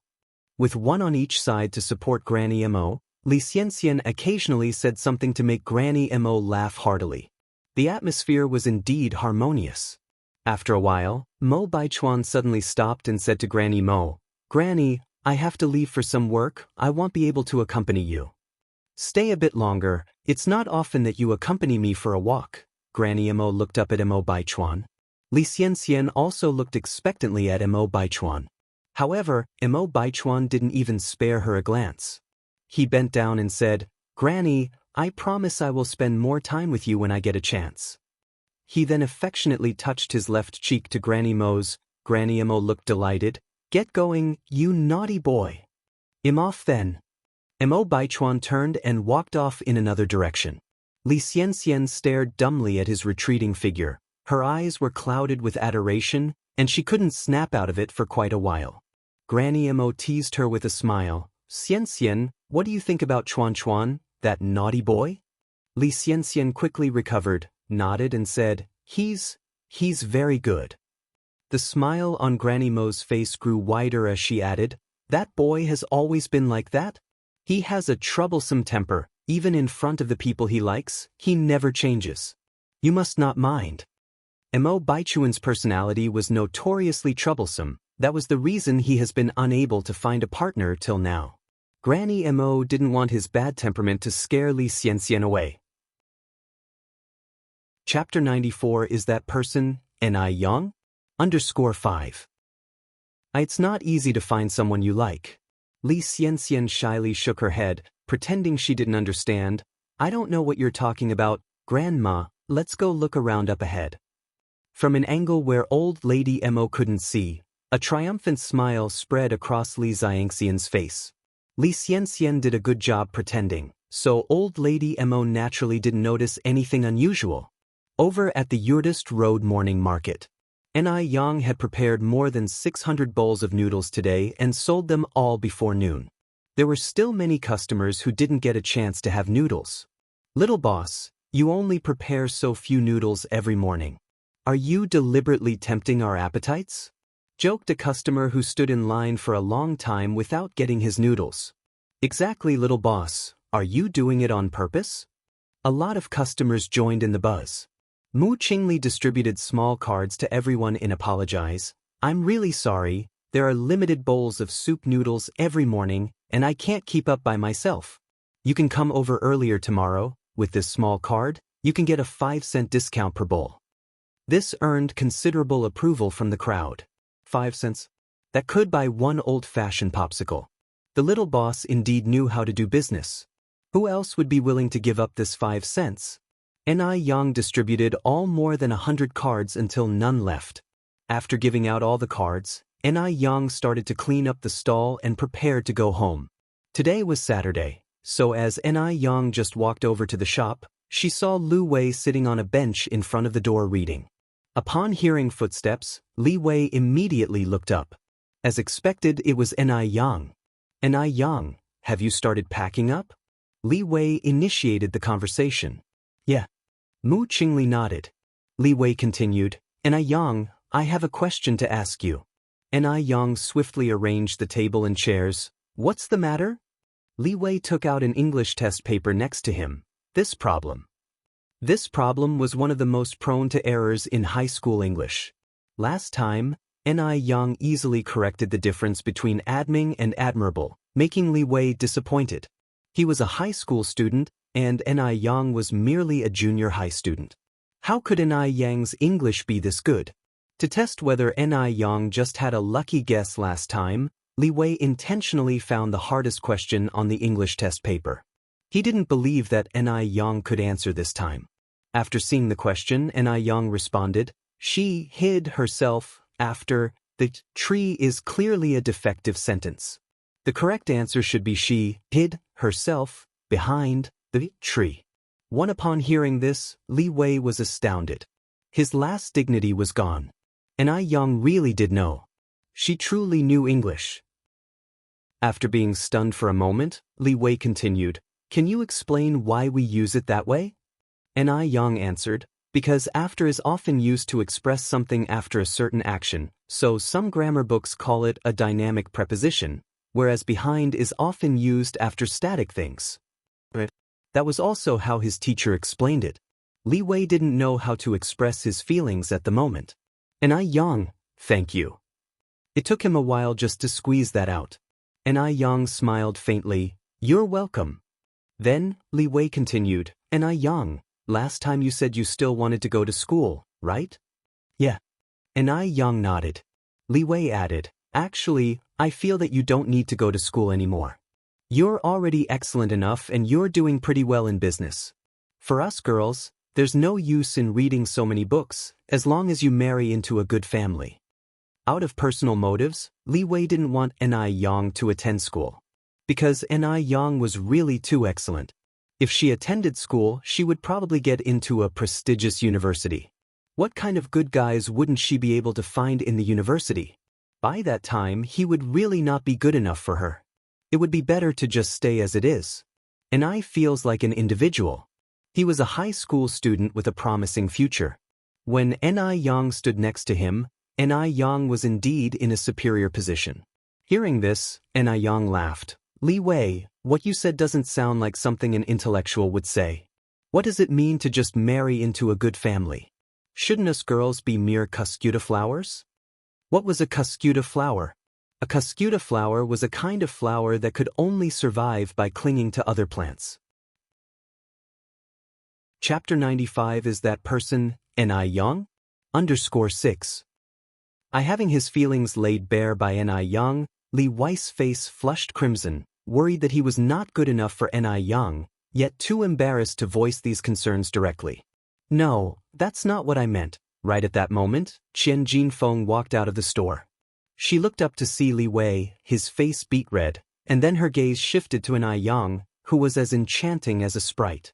Which young boy isn't passionate, or young girl not longing for love?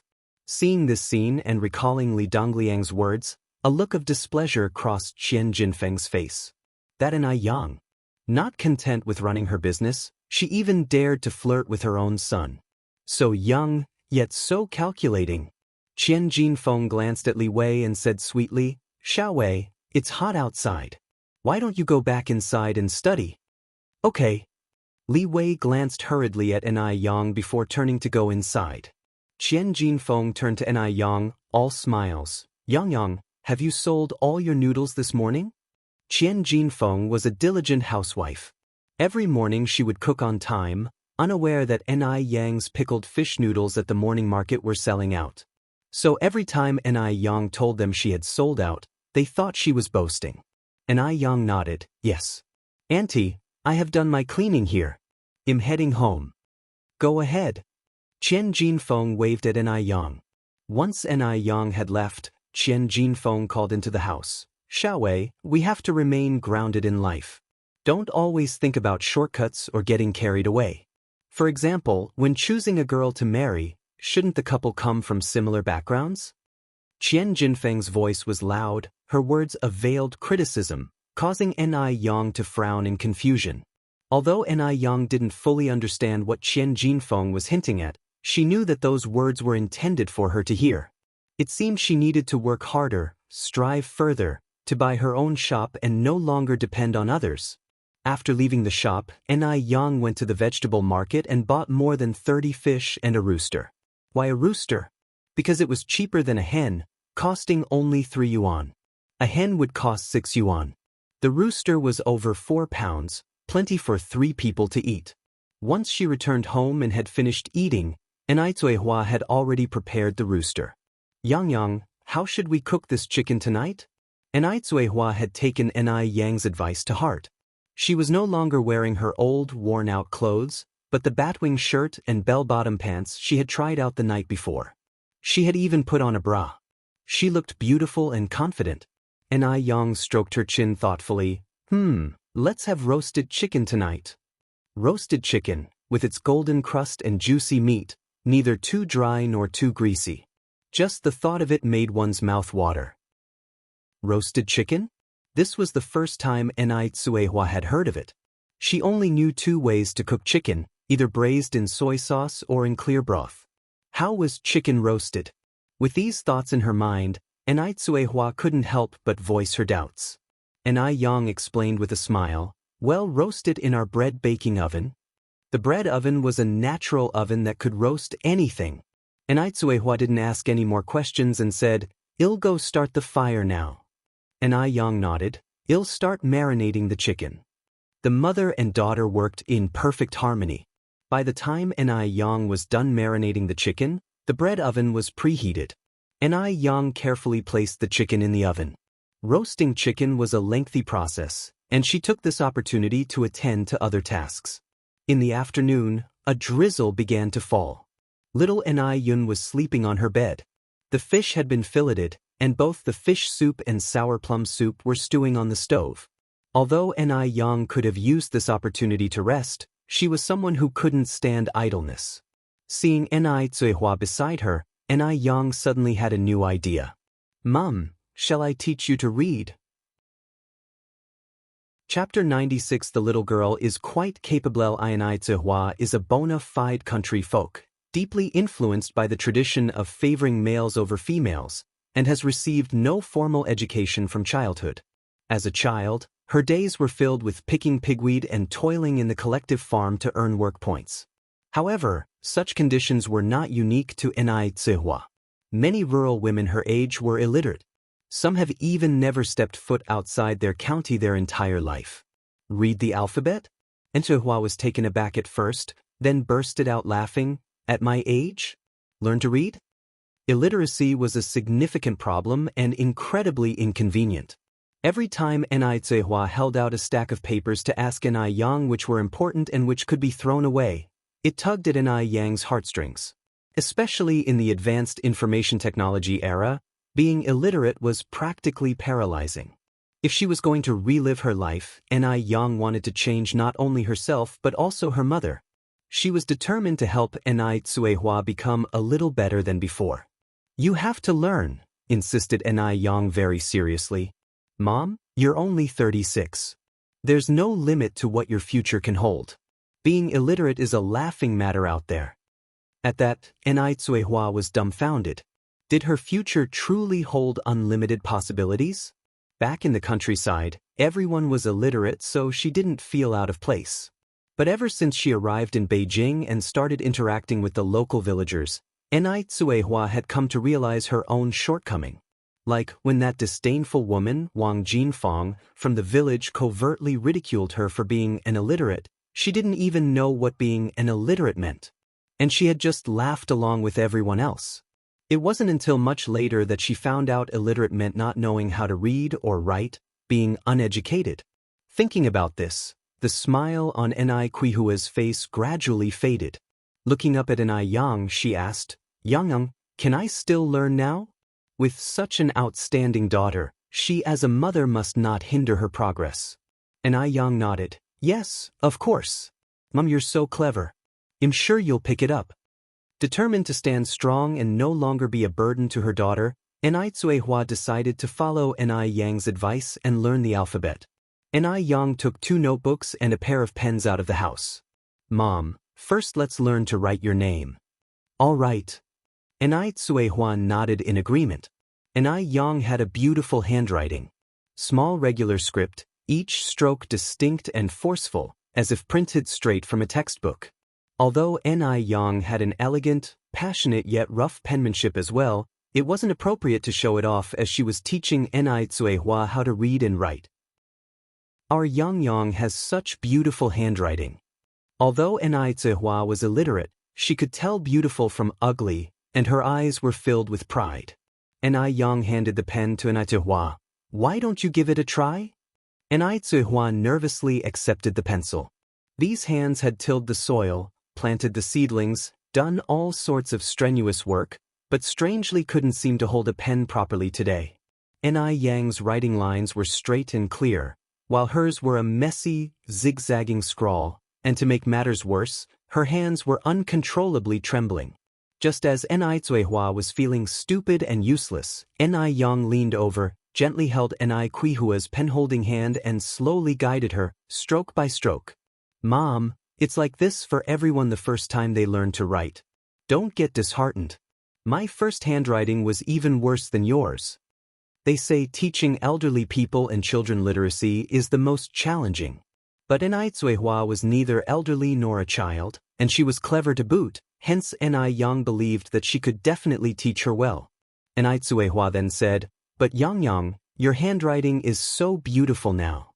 Ni Yang chuckled, Well, don't you see how many years I've practiced? It's your first day, you can't rush these things. It has to be taken slow. With that said, Ni Tsuehua was considerably more at ease. After 10 minutes of hands-on lesson by Ni Yang, Tsuehua was able to write her own name independently. Although her handwriting was not very good, it was already a giant leap forward. Having learned to write her name, Ni Yang then started teaching Ni Tsuehua phonetics, spelling. Ni Yang wrote all 26 alphabets on a piece of paper. Seeing those letters played out, it was as if Ni Tsuehua had opened a long-lost gate of memory. Vague as it was, she could vaguely hear a gentle voice teaching her, This is pronounced Ethul. Chapter 97 The little girl is quite capable _2. Ni Kuihuwa opened her mouth and recited following the sound in her memory. 0. What came next? However, Ni Tsuehua couldn't remember no matter how hard she tried. Ni Yang looked at Ni Tsuehua in surprise. Mom, how did you know these phonetic alphabets? Ni Tsuehua shook her head. I don't know, it just feels like I've heard it somewhere. Heard it somewhere? Ni Yang narrowed her eyes subtly. Could this be related to her mother's past? Ni Tsuehua continued, Maybe I heard it by accident when I was herding cows. Don't the students at school always recite it this way? The elementary school in Dam Village is in the village center where Ni Tsuehua used to herd cows, so this seemed like a plausible explanation. Ni Yang didn't think further and continued teaching Ni Tsuehua phonics. Ni Tsuehua was really smart. In a short while, she grasped the meaning of the 26 phonetic alphabets. She also understood the differences between initials, finals, front nasal sounds, and back nasal sounds. By the end of an afternoon, Ni Tsuehua could already independently spell words using phonetics. Ni Yang laughed, saying, "Mom, if you had been schooled, I'm sure you could have been admitted to a prestigious university." Ni Tsuehua was very pleased and asked, "Really?" "Of course it's true," Ni Yang continued. "Otherwise, how could your daughter be so smart? All because I inherited your good genes." "Genes?" Ni Tsuehua asked curiously, "What are genes? Are they different from roosters and hens?" Ni Yang laughed. Genes, also known as hereditary factors, are all the nucleotide sequences needed to produce a polypeptide chain or functional RNA. Ni Tsuehua was completely lost. In her heart, she exclaimed that it is better to be educated. This was the second time she couldn't understand what someone was saying. Seeing Ni Kuihua's confusion, Ni Yang continued, "Let me give you a simple analogy. It's like you sow melon seeds and you get melons, sow beans and you get beans. This is the power of inheritance, also known as genes." With this explanation, Ni Tsuehua understood. She laughed. "Oh, I understand now. Like a dragon gives birth to a dragon, a phoenix to a phoenix, and a mouse's offspring can dig holes." Ni Yang nodded with laughter. Right, that's the principle." After saying this, she added, "Mom, you stay here and study phonetics. I'm going to prepare tonight's dinner." Ni Tsuehua immediately stood up. "I'll go with you." Ni Yang smiled. "No need, I can manage by myself." One after finishing speaking, Ni Yang turned and walked towards the kitchen. Tonight's main dish is roasted chicken. However, eating roasted chicken alone can cause one to feel satiated, so she can prepare a couple of dishes to balance out the greasiness and a soup. Ni Yang pulled out the menu. The first dish, stir-fried green pepper with king oyster mushrooms. The Compendium of Materia Medica records king oyster mushrooms as sweet in taste, moderate in character, strengthens the spleen and stomach, nourishes the heart and calms the mind, nourishes the blood and moistens dryness, and has a good effect on hair maintenance. Hence, this dish is prepared to prevent hair loss. After all, hair is the second face of a person. One must take good care of it. Second dish, sour and spicy tender ginger mixed with lettuce. Ginger is rich in protein, sugar, fat, iron, salt, etc., as well as rich gingerol and shogal, hailed as the king of rust removal, and lettuce contains abundant fluorine elements. This combination can effectively whiten teeth. If only the external image is good, but one reveals a mouth of big yellow teeth when they speak, it's not attractive. Toothpaste cannot bring about such whitening effects. In her previous life, Ni Yang wasted quite a bit of money to whiten her teeth. She even resorted to expensive porcelain teeth, but artificial ones can't compare to natural ones. Therefore, in this life, Ni Yang decided to take care of her own teeth. Even if one is born beautiful, they still need to be maintained. If not maintained, soon one will become haggard from kitchen smoke and turn into a yellow-faced woman. The third dish is soup, adenophragma and polygonatum soup with pork ribs. The Compendium of Materia Medica classifies polygonatum as a top-grade medicinal material and records, treats all deficiencies. Long-term use gets rid of a dark complexion, promotes a good skin tone and moistens skin, lightens the body and slows down aging. Hence, adenophragma and polygonatum soup with pork ribs has a great effect in whitening and moisturizing the skin.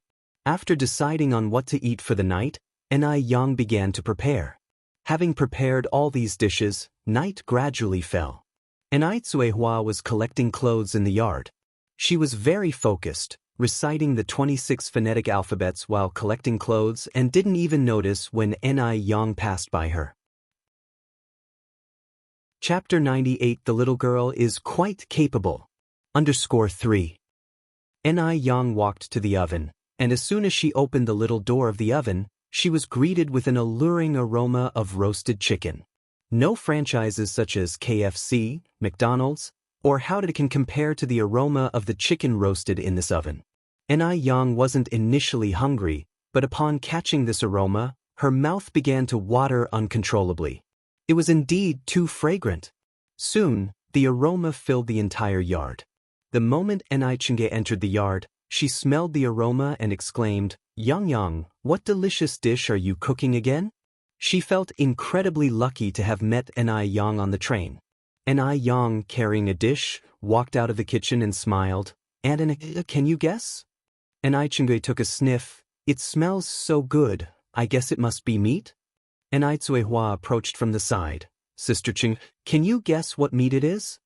Enai Chingui laughed. It must be pork, right? What else, besides pork, can be made so fragrant? Such aroma is absolutely delightful. It's chicken. Enai Tsuehua replied. Enai Chingui paused, expressing her surprise. Chicken can be made this fragrant? Enai Chingui had eaten chicken stew and chicken soup before, but she had never even seen chicken made this fragrant before. Enai Tsuehua continued, yes, it's chicken, Yang's roasted chicken. Sister Chu, please wash your hands and prepare to come in for the meal. Roasted chicken? The news clearly brightened Enai Chenghui's eyes. She had long heard of roasted chicken, but she had never eaten it.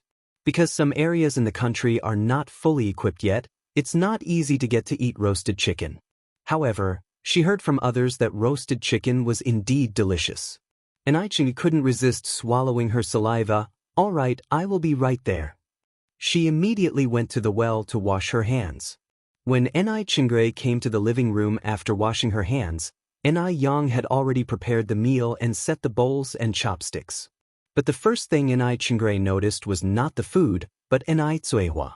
In the dark yard just now, she couldn't see clearly. She didn't realize that Enai Tsuehua was dressed so nicely today. Yang's mom looks very pretty today. Looking at them, Enai Yang's beauty and confidence were clearly inherited from Enai Kuihua's superior genes. Enai Tsuehua was a little shy and tugged at the corner of her clothes. This daughter of mine, Yang, insisted that I dress this way. Enai Chenghui laughed. This dress suits you very well. You should have worn it long time ago. Enai Chenghui looked at the shiny roasted chicken on the table with astonishment. Yang, how did you roast this chicken? Enai Yang explained. It was roasted in the oven. Enai Chenghui nodded, sighing. Yang, you're truly amazing. Even if I had an oven, I wouldn't be able to roast this. You are just being modest. Anyone could learn it as long as they are willing to spend their heart on it. Enai Yang tore off 2 chicken legs and put them into Enai Kuihua's and Enai Chenghui's bowls respectively. Mom and Enai, let's start eating. A chicken only has 2 legs, which are among the most precious parts of the chicken's body. Both Enai Chenghui and Enai Tsuehua refused the chicken legs Enai Yang passed to them. Enai Yang had been busy all day and had worked hard all day. Therefore, the one who should enjoy the chicken legs should have been Enai Yang. Enai Yang smiled and tore off a piece of chicken wing. And Enai Mom, you guys eat. I'm fine with a chicken wing. Seeing Enai Yang being so sensible, Enai Kuihua's eyes were full of comfort and relief. Enai Chenghui was also full of feelings in her heart. Enai Yang was indeed a good girl. She was really envious of Enai Tsuehua. The roasted chicken was crispy on the outside and tender on the inside. With every bite, the rich, savory chicken juice exploded in the mouth. The delicate, succulent meat got more flavorful with every bite. Coupled with the 2 side dishes stir-fried by Enai Yang, it wasn't greasy at all. They tasted delicious and satisfied their cravings. Both Enai Tsuehua and Enai Chenghui were tasting such delicious roasted chicken for the first time. They wished they could swallow their tongues too. Yang, this is simply delicious. Enai Chenghui was so emotionally moved that she almost cried. Enai Tsuehua also nodded continuously. Very, very delicious. Seeing the roasted chicken she made was so popular, Enai Yang's heart was full of pride. Life was becoming more and more exciting. It was really great. After the meal, Enai Chenghui took 10 yuan out of her pocket and gave it to Enai Tsuehua. Yang's mom, this is for this month's food expenses. Enai Tsuehua took out 5 yuan from the house and handed it to Enai Chenghui. However, Enai Chenghui refused to accept this 5 yuan. Yang's mom, the dishes Yang cooks are so delicious, Even 10 yuan seems less to me. Please keep it. There's no need to be polite with me. Chapter 99. The little girl is quite capable. _4. Ni Qinggrei wasn't exaggerating. Considering Ni Yang's culinary skills, she felt that even 20 yuan would be worth it, let alone 10 yuan. However, Ni Zuihua insisted on giving back the 5 yuan to Ni Qinggrei. Sister Qinggrei, integrity is crucial. We agreed on 5 yuan, I can't take an extra 5 more from you. If you refuse to take back your money, I won't let you join us for meals at our house tomorrow. Despite never having received an education, Ni Zuihua understood principles and valued promises. She knew it was wrong to take advantage of others. Though indeed, Ni Yang's cooking was delicious, it didn't cost much. Furthermore, their relationship with Ni Qinggrei was excellent, just like family, and they didn't fret over that 5 yuan. Seeing Ni Zuihua like this, Ni Qinggrei had no choice but to take back the 5 yuan. Her admiration for Ni Zuihua increased even more. At this moment, Ni Yang was bustling around in the kitchen. She was preparing the food she would bring to Grandma Mo tomorrow morning. The elderly woman's appetite wasn't great, and she would feel tired of eating the same thing all the time, so Ni Yang had specially compiled a menu. She planned different meals for Monday, Tuesday, striving to avoid repetitions. Tomorrow was Tuesday, and on the menu was 1. Toast. 2. Juju Blangan porridge. The Depay Herbal Book states, Langan nourishes the spleen and stomach, enriches blood and the heart, moistens the 5 viscera, and treats palpitations. Elderly people tend to have deficiency in both energy and blood. This porridge not only stimulates the appetite, but also replenishes energy and blood, and nourishes the body. 3. Cold mixed sour and spicy ear mushrooms. The record of herbs collected in Lingnan says, ear mushrooms are used to treat dysentery caused by damp heat. The Fujian folk herbal medicine records, ear mushrooms relieve heat, smooth intestines, cure abscesses, detoxify, and treat appendicitis. Therefore, for elderly people, these mushrooms are an exceptional dish, especially for those suffering from rheumatic diseases. Rheumatism happens to be a common illness among the elderly. Ni Yang was not only ensuring she ate well, but also ensuring Grandma Mo was well fed. If she had accepted Li Gongcheng's money, she must serve with all her heart and effort. After settling the menu, Ni Yang started kneading the dough for fermentation and left it until the next morning to bake. After finishing work in the kitchen, Ni Yang finally took a bath. After her bath, she delivered all the money she made today to Ni Zuihua. Today, she sold more than 600 portions of noodles and 300 cups of sour plum soup, earning a total of 210 yuan. These days, Ni Yang was making more money each day, and Ni Zuihua had gradually gotten used to it. Mom, Ni Yang asked while drying her hair, how much money have we made in total? She had been selling noodles for almost 2 months, but she didn't know how much more she needed to buy a store. Ni Zuihua replied, let me go count it. All this time, Ni Zuihua had only been hiding the money and had never counted it. As the saying goes, wealth should not be exposed. So, before taking out the money, Ni Zuihua made sure to close the doors and windows and tightly draw the curtains, leaving no gaps. Soon, Ni Zuihua brought out a small red wooden box from under the bed. As soon as they opened the box, both mother and daughter were stunned. The box was packed full with money. There were 5-cent coins, 10-cent notes, and larger denomination notes.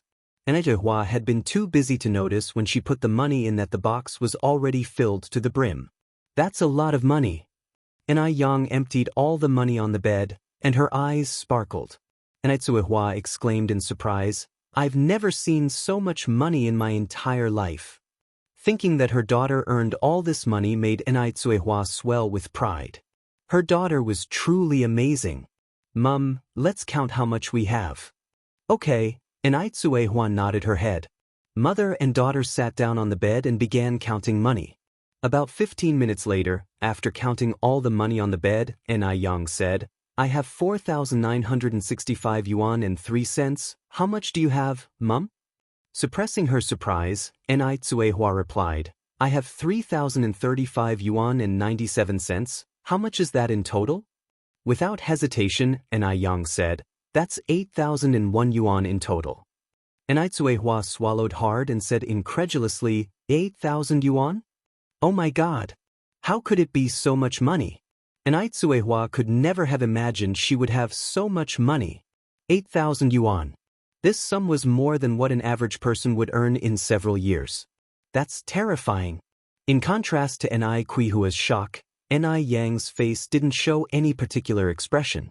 Earning 8,000 yuan was within her expectations.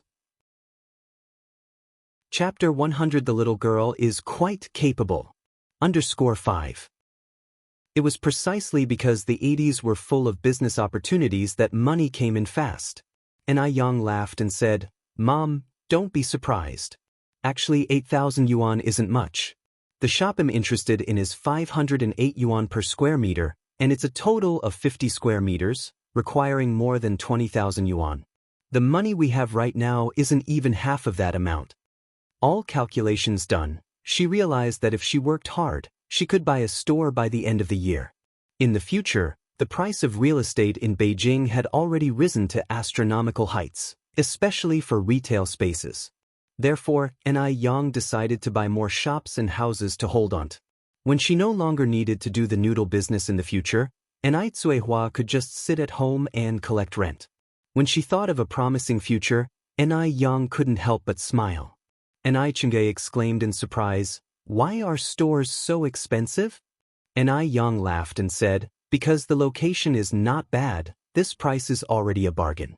In this era, being a self-employed entrepreneur was not a prestigious job, so many people were reluctant to do business, thus leading to lower prices for real commercial properties. Although Yang thought it was a bargain, others perceived it as expensive. After all, the average wage for workers during this era was around 30 or 40 yuan per month. After Xianxia returned from the Mo family, she made a phone call to Dam Village from a public phone booth. Since it took some time to connect the call and to call Li Shu, almost half an hour had passed. When Li Shu picked up the phone, she was so antsy, fearing that her daughter would ask about Yang. As expected, right after saying hello, the second thing Xianxia asked was about Yang. Swallowing nervously, Li Shu tried to calm herself down and said, "Xianxia, don't worry. Mu Yang, that damned girl, has been picked up by that old bachelor." In this situation, Li Shu could only choose to withhold the truth. If she were to reveal the truth to Li Xianxia would surely blame her for not being able to handle such a simple task. She didn't want her daughter to be disappointed in her for being an incompetent mother. Yang left Dam Village with her incapable mother, two women with a burden, penniless. They may have already starved to death by now. They were no threat to Li Xianxia, who was far away in Beijing. Moreover, Yang was just a country bumpkin. Her daughter Li Xianxia was a university student and the lifesaver of a person of high status, with a promising future ahead of her. Yang was nothing in comparison to Li Xianxia. Thinking like this helped Li Shu feel much reassured. Fearing any oversights, Li Xianxia asked, "By the way, Mom, is Mu Yang's mother surnamed Ni?" Li Xianxia remembered that the reason why Yang was called Yang was because, like herself, she took her mother's surname. In fact, Li Xianxia and Yang came from similar family backgrounds. Fortunately, she got out of that cage early on. "Yes, that's right. Mu Yang's mother is called Hua," Li Shu replied. Upon hearing this, Li Xianxia felt a lot more assured. It appeared that she was overthinking. Mu Yang was Yang. The little Ni who cooked for Mrs. Mo had nothing to do with Yang. Li Xianxia continued, "Mom, be sure to keep an eye on Mu Yang. Don't let her have any chance to escape or rebound." Saying this, a malicious glint flashed in Li Xianxian's eyes. Li Shu originally wanted to ask Li Xianxia why she was so wary of Yang, but fearing that her daughter would detect something, she held back her question. "Xianxia, rest assured, I will not let her escape." Li Shu's legs were trembling as she said this.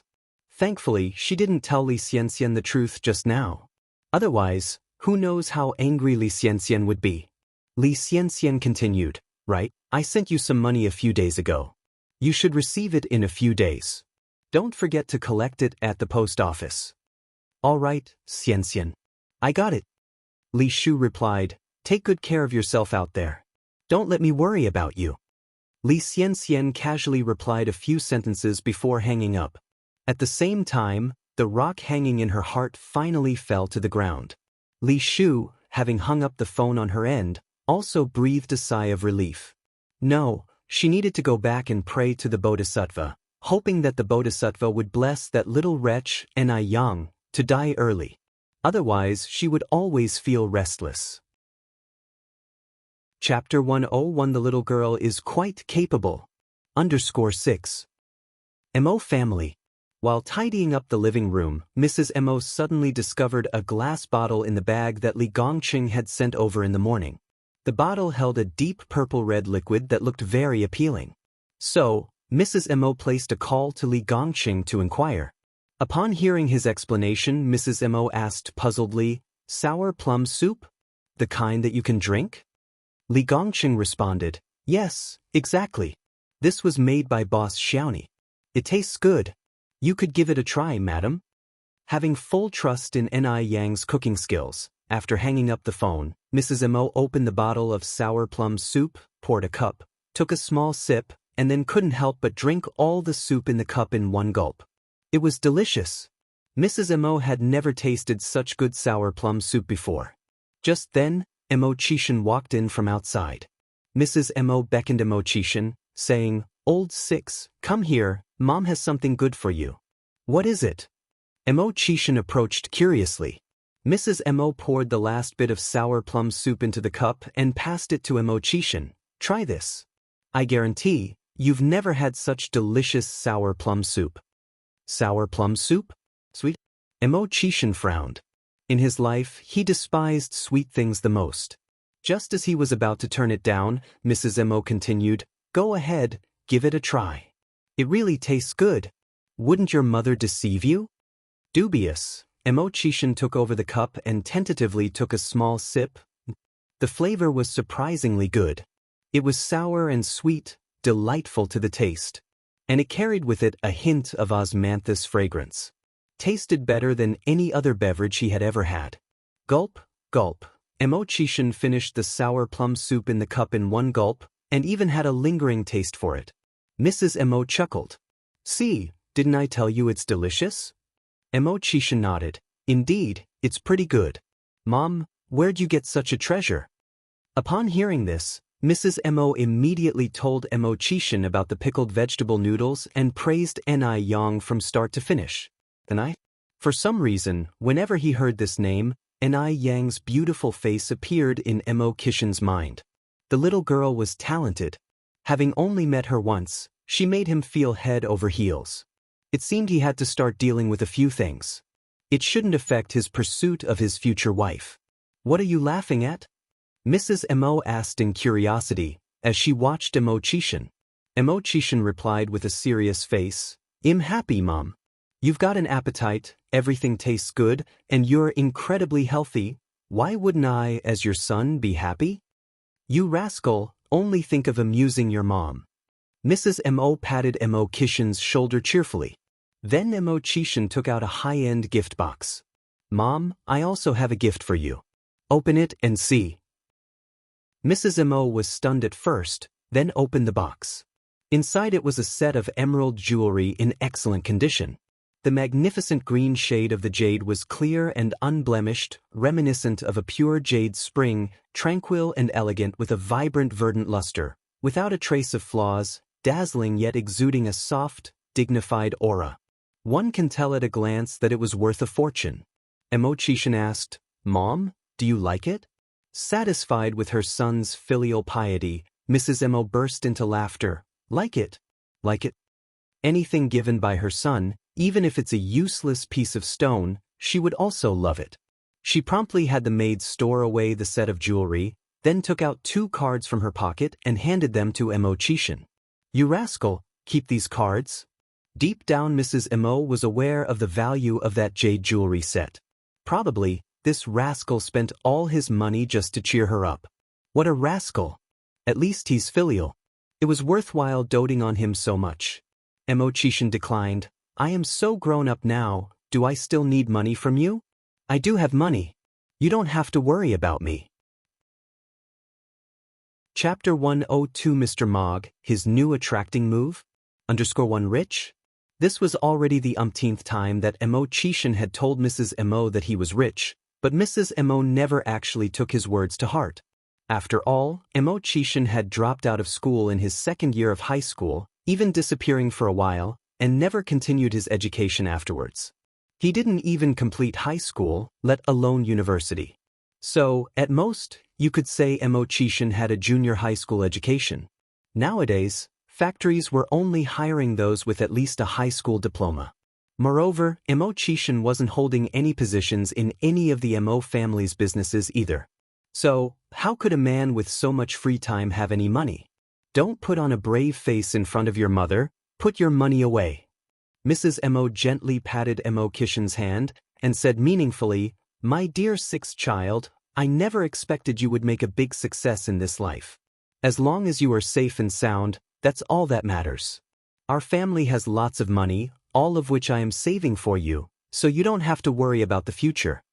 All mother wants now is for you to bring back that girl from the Zhao family and give her a big, chubby grandson." Mo Chishan helplessly rubbed his nose and laughed. "Zhao Jingrong is a talented student from France. Do you think I'm good enough for her? Don't be absurd." Mrs. Mo scolded. "The Zhao family is very reliable and generous, and Jingrong is indeed a rare good girl.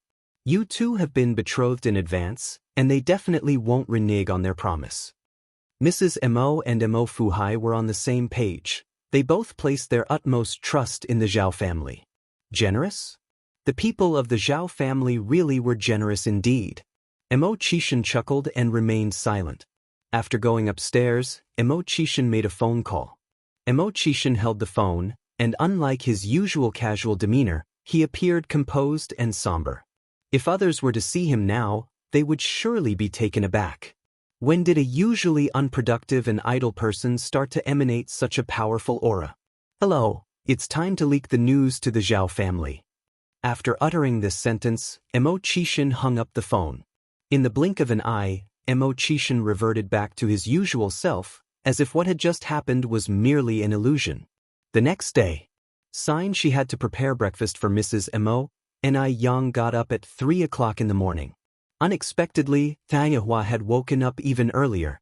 At this time, not only had Taiyahua already stoked the oven for the bread, but she had also tidied up all the stuff that Yang needed for her stall. With Kuihua's help, Yang's work was completed much faster. She first kneaded the fermented dough into the shape of bread and placed it into the oven to bake. Then she began to stir-fry. All the ingredients were prepared the night before, so all she needed to do was wash them and she was ready to cook. While Yang was stir-frying, Taiyahua sat by the stove and kept the fire going. In no time, the small kitchen was filled with the fragrant smell of the dishes. When the dishes were done, the bread was also almost ready.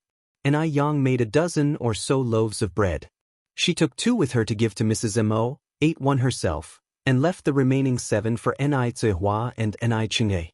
There's nothing like sipping porridge, munching on bread, and enjoying some tangy radish slices for breakfast. After breakfast and after preparing everything, Yang set off for the morning market. At 5:30, Yang arrived at the morning market on time. Although she arrived earlier than usual that day, there were already quite a few customers waiting for her. "Little boss, you're finally here. Do you have sour plum soup this morning?" Yang smiled and replied, "Yes, I've prepared 500 servings for this morning." With everyone's help, it didn't take long for the stove and tables and chairs to be set up. Li Gongqing arrived a bit later than usual that morning, so by the time it was his turn, he handed his thermos to Yang, excitedly saying, "Xiaoni, our old lady really loves the breakfast you make. From now on, could you please make her breakfast every day? The one who pays is the boss, and you do what the boss said."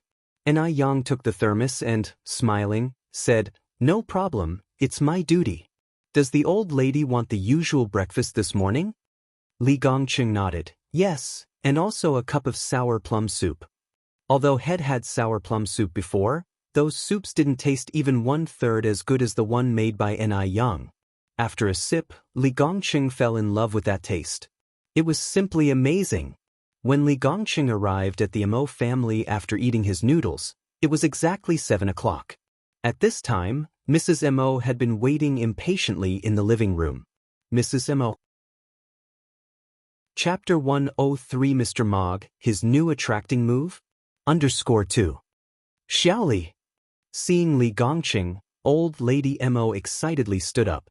Li Gongqing handed the bag to Old Lady Mo. Old Lady, this is your breakfast for this morning. Good, good, good. Old Lady Mo immediately opened the bag, a bit disappointed. How come there's no sour plum soup this morning? Li Gongqing explained. Boss Xiaoni said that elderly people shouldn't eat too much sweet stuff, so she didn't prepare sour plum soup for you. Oh. Old Lady Mo nodded. This Boss Xiaoni does know quite a lot. Strangely, Old Lady Mo felt a warmth in her heart. It was fine that there was no sour plum soup. After all, Boss Xiaoni's cooking skills were top-notch. Old Lady Mo now was surely Ni Yang's #1 fan. Li Gongqing continued, Old Lady, you eat first, you'll be going now.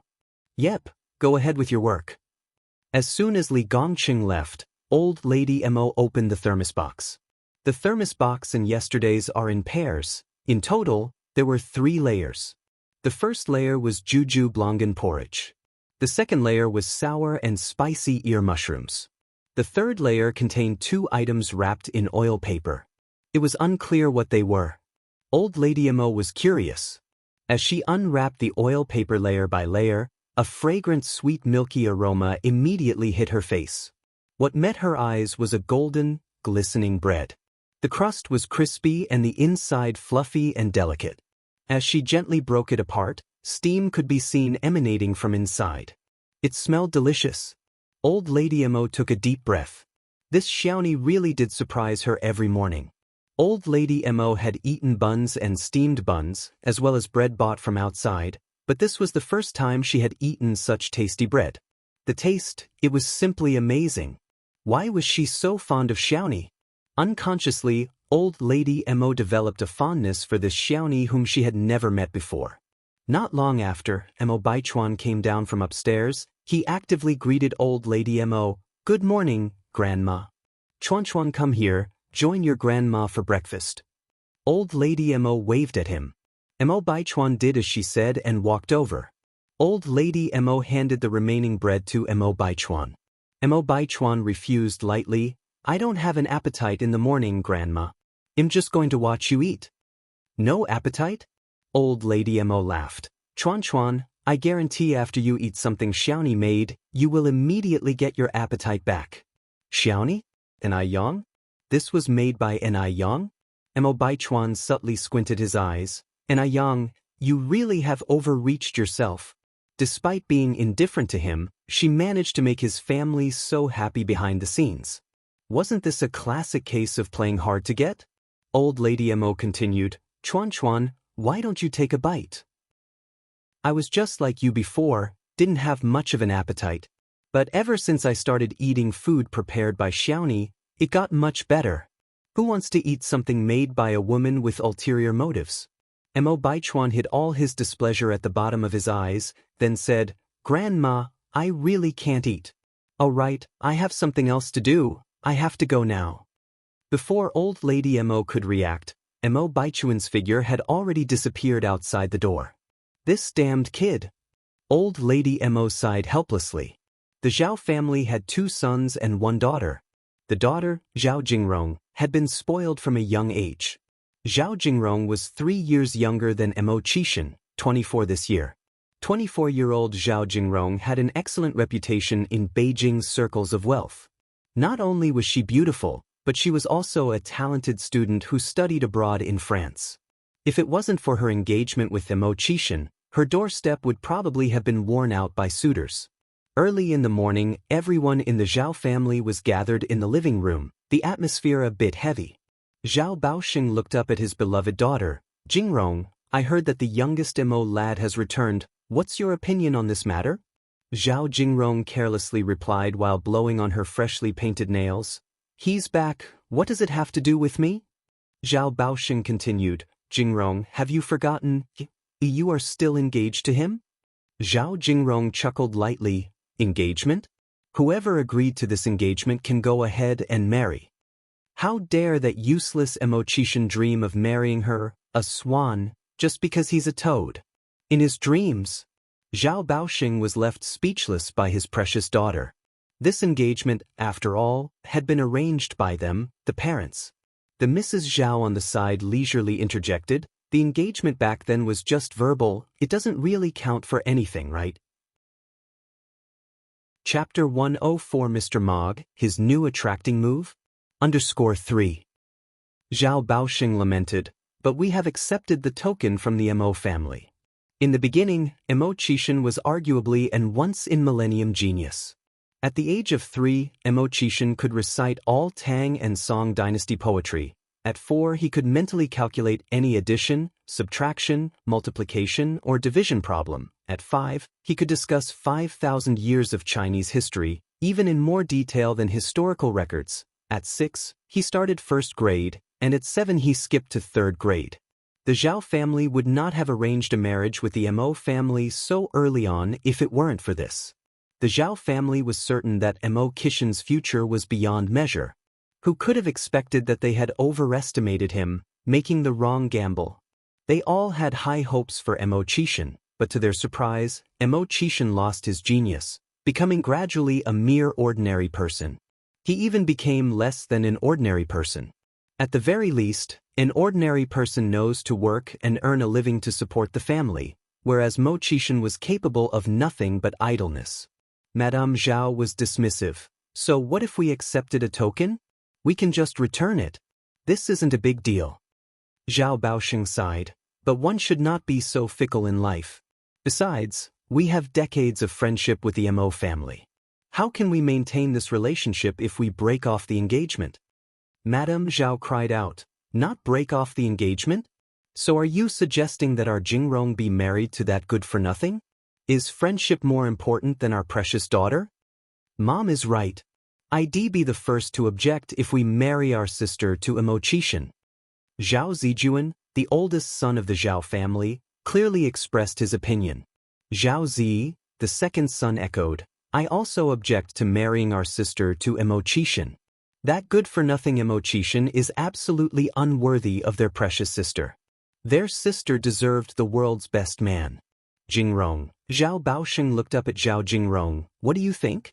This decision ultimately depends on his precious daughter. Zhao Jingrong smiled and said, Dad, you're really muddle-headed. With that incompetent Emochishan, how could he possibly deserve me? I, Zhao Jingrong, would rather never marry than marry someone like Emochishan. I would rather marry a man like Mr. Mog. Mr. Mog is a legendary figure in high society. Everything about him is a mystery, his age, identity, even nationality. Even Zhao Jingrong had only seen Mr. Mog's silhouette in the international news section. People in their circle could not help but feel admiration when they mentioned Mr. Mog. Zhao Baoxing continued, but you've never even seen Mr. Mog's face, how do you know he's your type? Zhao Jingrong answered with a light smile, Dad, do you think I'm the type of person who is superficial enough to judge someone only by their appearance? Appearance? Could a good appearance bring you gold or silver? Zhao Jingrong knew exactly what she wanted. She desired not just an exceptional lifestyle, but also ultimate glory. Could that incompetent Emochishan provide her with such glory? Madame Zhao nodded. Jingrong, your mom supports you. You're so outstanding. You could not only win over one Mr. Mog, but even 10 of them. Jingrong's 2 brothers agreed, their confidence in their sister completely unwavering. Zhao Baoxing said, what if Mr. Mog turns out to be a much older man? After all, the glory Mr. Mog had acquired was not something a young man could easily handle. This man might even be older than him. Zhao Jingrong gave a faint smile. That would still be better than that good-for-nothing Emochishan. Zhao Baoxing sighed. All right, Jingrong, Dad understands your point. I will find a time to discuss this matter with the Mo family. Zhao Jingrong gently put her nail polish on the coffee table. Dad, you don't have to find a time. We should cut the knot quickly. Let's do it tomorrow. I will go with you. Also, Zhao Jingrong added, Dad, Breaking off the engagement is not a matter of negotiation, it is a necessity. Zhao Jingrong felt disgustingly nauseous just thinking about still being engaged to that good-for-nothing Mo Qixin, her skin breaking out in goosebumps. "Little sister, we will accompany you," Zhao Jingrong's two older brothers said. Madame Zhao added, "I'll go with you too. Just in case the Mo family refuses to break off the engagement, we have strength in numbers." When the old lady from the Mo family found out that the Zhao family was coming the next day, she was so thrilled she could hardly close her mouth. She immediately ordered the servants to clean the entire house, inside and out, to show respect to the Zhao family. Chapter 105 Mr. Mogg, his new attracting move? _4. Both sides' children had grown up now, and the Zhao family's visit at this time undoubtedly meant that they were prepared to discuss the wedding date of Mo Qixin and Zhao Jingrong. The thought of being able to hold her plump grandson in the not-so-distant future made the old Mrs. Mo sprightly, and she quickly went upstairs to share this good news with Mo Qixin. Upon hearing the news, Mo Qixin forced a smile. "All right, Mom, I got it." Old Mrs. Mo continued, "Old Six, remember to be on your best behavior in front of Jingrong tomorrow." Mo Qixin nodded. "You can count on me, Mother. I won't let you down." Old Mrs. Mo added, "And remember to tidy yourself up tomorrow. Don't be so frivolous." Mo Qixin nodded again, a trace of sarcasm hidden in the depths of his eyes. On Yudist Road, around 11 in the morning, Yang had sold out her 600 servings of noodles and 500 cups of sour plum soup. She made a total of 220 yuan today, taking her a step closer to her goal of buying a shop. Yang smiled as she began packing up her stall. As she lowered her gaze to tidy up the bowls and utensils, a dark shadow suddenly loomed over her. At the same time, an oppressive aura filled the air around her, making it hard to breathe, and creating a somewhat claustrophobic atmosphere. Yang instinctively looked up, her gaze meeting a pair of deep, icy black eyes. Their eyes locked, and the fluctuating emotions within his gaze were as deep and cold as an abyss, piercingly insightful as if they were going to see right through her. It was him, Mo Baichuan? That narcissistic piece of trash. Yang had no good impression of such arrogant and conceited people. However, she had shoved him into a puddle of water the last time they met. He couldn't be seeking revenge this time, could he? At this thought, Yang's eyes darkened. "Cook me a bowl of noodles." After a moment, Mo Baichuan spoke and then sat down on a stool. Yang shook off her surprise and replied softly, "I'm sorry, sir, I've already packed up." Mo Baichuan had been struggling to control himself ever since he saw Yang preparing food for old Mrs. Mo at the Mo family residence. Why was he struggling to control himself? Because he was suddenly desperate to see beyond Yang's beautiful exterior. Yang had been doing so many things from the start until now, with the sole purpose of getting close to him, right? Fine then. He would give her an opportunity. He was curious to see what other schemes Yang had up her sleeve. Mo Baichuan squinted imperceptibly. Seeing that he remained silent, Yang spoke up again. "Excuse me, sir, I've already packed up. If you want to eat noodles, you can come by tomorrow. I told you, my surname is Mo." Mo Baichuan suddenly looked at Yang. Mo, like in May the right prevail. "Oh." Yang's face didn't betray any emotions as she replied, "Mr. Mo, I've packed up already. Please go back." Upon hearing this, Mo Baichuan frowned in displeasure. If he remembered correctly, this was the third time in just a few minutes that Yang had rejected him. Usually, he was the one avoiding women, yet to his surprise, he was being shunned by a woman today? Always running hot and cold? Was this some kind of a joke? I said, "Cook me a bowl of noodles." Mo Baichuan was determined. "But I have packed up already." Yang repeated calmly, showing no fear whatsoever towards Mo Baichuan. Mo Baichuan raised his head to look at Yang, coldly saying, "Yang, do you find this amusing?" Hearing this, Yang suddenly remembered something. "Did you lose a watch about a month ago?" Yang wasn't the type of person to take advantage of others' misfortune. The unpleasantness of their previous encounters had made her forget about the watch. Upon hearing this, Mo Baichuan's eyes filled with contempt. Was Enai Yang trying to curry favor with him? Hadn't she just resolutely refused him? Couldn't she hide her true intentions for a tad longer? Moreover, hadn't she stolen his watch? And now she was saying that he had lost it? How shameless could she be? Mo Baichuan nodded slightly. Yes, I lost a watch. What brand was your watch? Enai Yang asked. That watch was quite valuable, so it was necessary to confirm the details. Patek Philippe. Mo Baichuan calmly pronounced, not seeming at all perturbed about the valuable watch. Enai Yang nodded slightly, then said, I don't have your watch on me today. Can you come back to pick it up tomorrow? I set up my stall here every day. Chapter 106 Mr. Mogg, his new attracting move? _5. Get it tomorrow? Is she creating an excuse for meeting again? It must be the case. So, this is all the cunning that Enai Yang has? Mo Baichuan thought to himself. Mo Baichuan continued, why wait for another day when it can be done today? My watch, it's very valuable. Very valuable? As if suggesting that she has some kind of ulterior motive. Enai Yang frowned slightly and lightly said, but I don't have it with me today. I'll definitely bring it tomorrow. You can come and get it tomorrow. She couldn't always carry such a valuable item with her. What if she loses it? Where did you put it? Mo Baichuan slowly lifted his gaze. It's at home. Naiyang replied. Let's go. Mo Baichuan stood up from the bench. Go where? Naiyang frowned. Where to?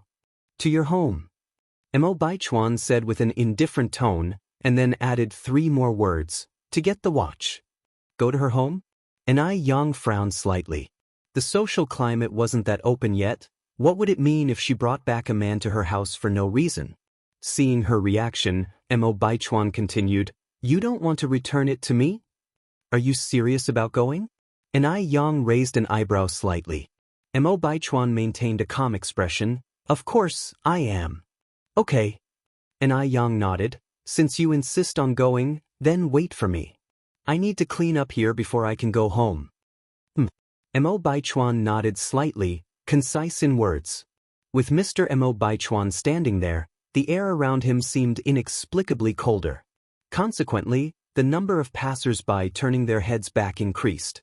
Enai Yang distinctly remembered that the missy in bell-bottoms and sunglasses had passed by here more than 5 times. After tidying up, Enai Yang began moving the tables and chairs into Li Dongliang's shop.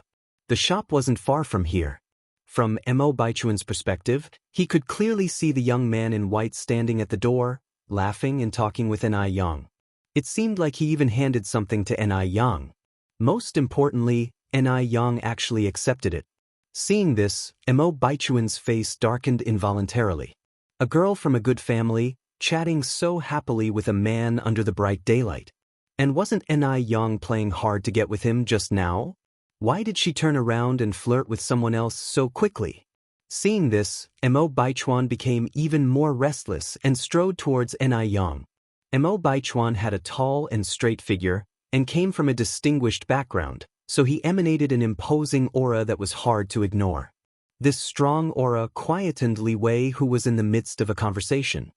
He instantly stopped talking, looked behind Enai Yang and whispered, Who is he? Last time it was Song Beiqing, now it's Mo Baichuan. Li Wei felt the men appearing next to Enai Yang were not simple characters. Who? Enai Yang turned around with a curious look. As she turned around, she saw Mo Baichuan with an imposing look. A customer who came for noodles. Enai Yang turned her gaze slightly and said casually, A customer who came for noodles? Mo Baichuan's expression remained the same, but his dark eyes slightly lifted, deep and inscrutable. He disliked the term customer somewhat. He turned his eyes to Enai Yang and asked in a slightly cold tone, When should we go? Catching on to the word, Li Wei looked at Enai Yang with a scrutinizing gaze. It seemed that Enai Yang had a more than normal relationship with this man. If not, he wouldn't use the word we. For a moment, Li Wei felt a hint of unspoken bitterness in his heart. Enai Yang, with her head bowed, said, Wait a little longer. However, Enai Yang didn't intend to bring Mo Baichuan back home. After packing up everything, she said, "Wait here, I will quickly return the wristwatch." Having said that, she hopped onto her bicycle and quickly rode away. Mo Baichuan was left standing there, a little slow to react. Why did Ni Yang just leave? Wasn't she supposed to use this chance to bring him to her home and get him acquainted? What was Ni Yang trying to do? Was she trying to entice him with a new strategy? Mo Baichuan narrowed his eyes. A new strategy? He wouldn't let her succeed. Ni Yang had good physical stamina, so her bicycling speed was extremely fast. Less than an hour had passed when she returned. However, when she arrived, Mo Baichuan was nowhere to be found. She is crazy. Ni Yang couldn't resist muttering under her breath. Even though they both were part of the Mo family, his actions were far from those of Mo Qixin. Ni Yang was so angry she felt like kicking Mo Baichuan to death. What a piece of junk. Ni Yang took a deep breath, trying hard to calm herself down, tucked the wristwatch back in her pocket, and headed for the nearest Xinhua bookstore to pick out some books. Ni Yang selected beginner-level books, annotated storybooks with pinyin, and a few books with models for calligraphy. These books would be of great help to Ni Tsuehua, who was just learning to read. The total cost of 5 books amounted to 6 yuan. Although quite expensive, Ni Yang didn't regret it as knowledge is priceless. After Ni Yang returned home, she gave these books to Ni Tsuehua. Ni Tsuehua said affectionately, "Yang, these must have cost a lot, right?" Knowing Ni Tsuehua would be worried about the money, Ni Yang laughed and said, "It's not much, just a few cents." "Really?" Ni Tsuehua asked, suspicious. "Of course it's true." Ni Yang nodded hurriedly. "You think about it, our delicious noodles only cost 3 cents per bowl. How much can a few books be worth?" Hearing this, Ni Tsuehua was relieved. She was always afraid that Ni Yang would waste money on her. After all, Ni Yang's money was meant to be used to buy shops and make a big deal. "Sister Ni Yang." At that moment, the voice of Yang Guobao rang out from outside the courtyard. "Guobao, come in," Ni Yang called back. Yang Guobao walked in carefully with a basket in his hands. "Sister Ni Yang, my grandma and mother asked me to give this to you." Ni Yang looked down and saw the basket was full of brown eggs. Each egg looked almost the same size. Piled together, they looked exceptionally pleasing. Because meat was expensive, eggs were considered quite valuable at this time, with each one costing 1 cent. And to have such a full basket of eggs probably took a long time to accumulate. Ni Yang said, "I can't accept this, you should take it back." "No." Yang Guobao replied, "My mom and grandma said you had to accept these eggs today, otherwise, they wouldn't let me go home." Ni Yang gave a gentle pat on Yang Guobao's head. "Guobao, be obedient, I appreciate the intention, but I really can't accept this, take it back. Anyway, I've already brought the eggs here. Sister, you have to take them." Having said that, Yang Guobao quickly ran away. Ni Tsuehua smiled and said, "Guobao's behavior has been improving a lot lately. Yang, since this is a sincere offering from Mei Feng and Aunt Wang, let's accept it. Didn't you bake some fruit and bread yesterday? When returning the basket later, bring some as a return gift." Ni Yang nodded. "All right, I'll go and empty the basket now." Ni Yang went inside, emptied the basket, lined it with a piece of paper, and placed in 4 pieces of bread, dried apples, and bananas. Remembering that Aunt Wang had 2 grandsons and a granddaughter, Ni Yang added a good handful of candies and finally covered the basket with a piece of cloth with blue floral patterns. People were coming and going in the village. It wouldn't be good to not give anything if they encountered an acquaintance. But if they gave something and there were many people, there might not be enough, which could offend someone, so just covering the stuff was the safest solution. Chapter 107 Termination of Engagement. When Ni Yang arrived at Aunt Wang's house, Yang Guobao was playing in the mud by the door with his cousins, Wang Yuanji and Wang Xiaoqin. Aunt Wang was chatting with Wang Meifeng at the entrance. Seeing Ni Yang coming, Wang Meifeng and Aunt Wang immediately greeted her with a smile. "Yang is here." Auntie Wang, I've come to return the basket." Aunt Wang smiled and said, "Just for returning a basket, you didn't have to bring it yourself." She then told Wang Meifeng, "Meifeng, quickly make some tea for Yang." Aunt Wang's family now treat Ni Yang as if she were an honored guest. Yang Guobao used to get sick several times a week before, but now, almost a month had gone by without incident. If he could keep up the medication for another month, Yang Guobao would be completely cured. All this was thanks to Ni Yang. Without her, Yang Guobao would not be the way he is now. Wang Meifeng had more than once expressed her gratitude for not giving in to pressure back then and not listening to the imperial doctor, Dr. Wang's words. If she had shown even a little hesitation then, she would have perfectly missed the chance of Yang Guobao's recovery. Luckily, Wang Meifeng turned and went inside to make tea for Ni Yang. Ni Yang smiled and said, Auntie Wang, you don't need to bother, I'm not thirsty, I just came to return the basket. It's okay if you're not thirsty, let's go inside and chat.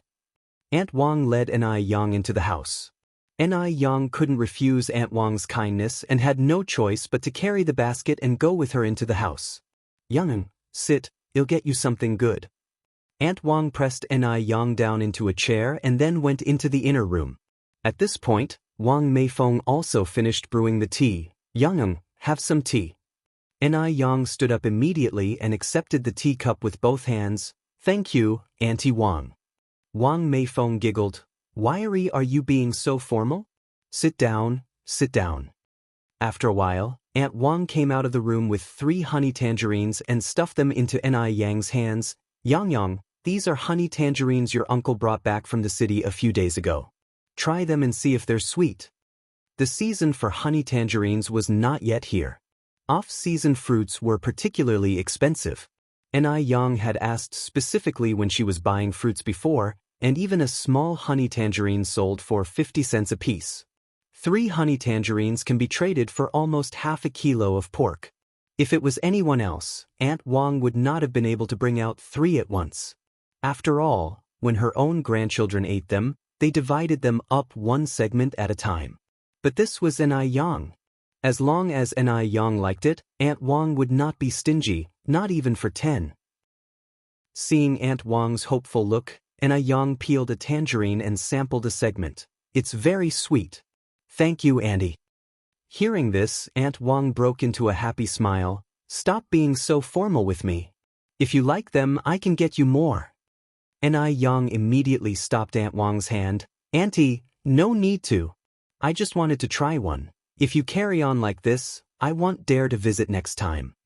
Only then did Aunt Wang stop. After some casual chatting for a while, Ni Yang began to say goodbye. Aunt Wang and Wang Meifeng walked Ni Yang to the door. Ni Yang smiled and said, Auntie Wang, no need to see me out, you should go back inside. Sister Ni Yang, I'll walk you home. Yang Guobao hopped to Ni Yang's side. Sister Ni Yang, I'm your flower guardian. Ni Yang patted Yang Guobao's little head. Thank you then, little envoy Guobao. Yang Guobao bashfully ran ahead. Sister Ni Yang, I'll lead the way. Aunt Wang and Wang Meifeng didn't go back until Ni Yang and Yang Guobao disappeared in front of the bamboo forest. Just then, the excited voices of Wang Yuanji and Wang Xiaoqin could be heard from inside the house. Grandma Auntie, are these the delicious treats that Sister Ni Yang just brought? The mother and daughter only found out when they went inside that the basket Ni Yang had just brought wasn't empty, it was filled to the brim with delicious treats. Seeing all the good food, the 2 children jumped for joy.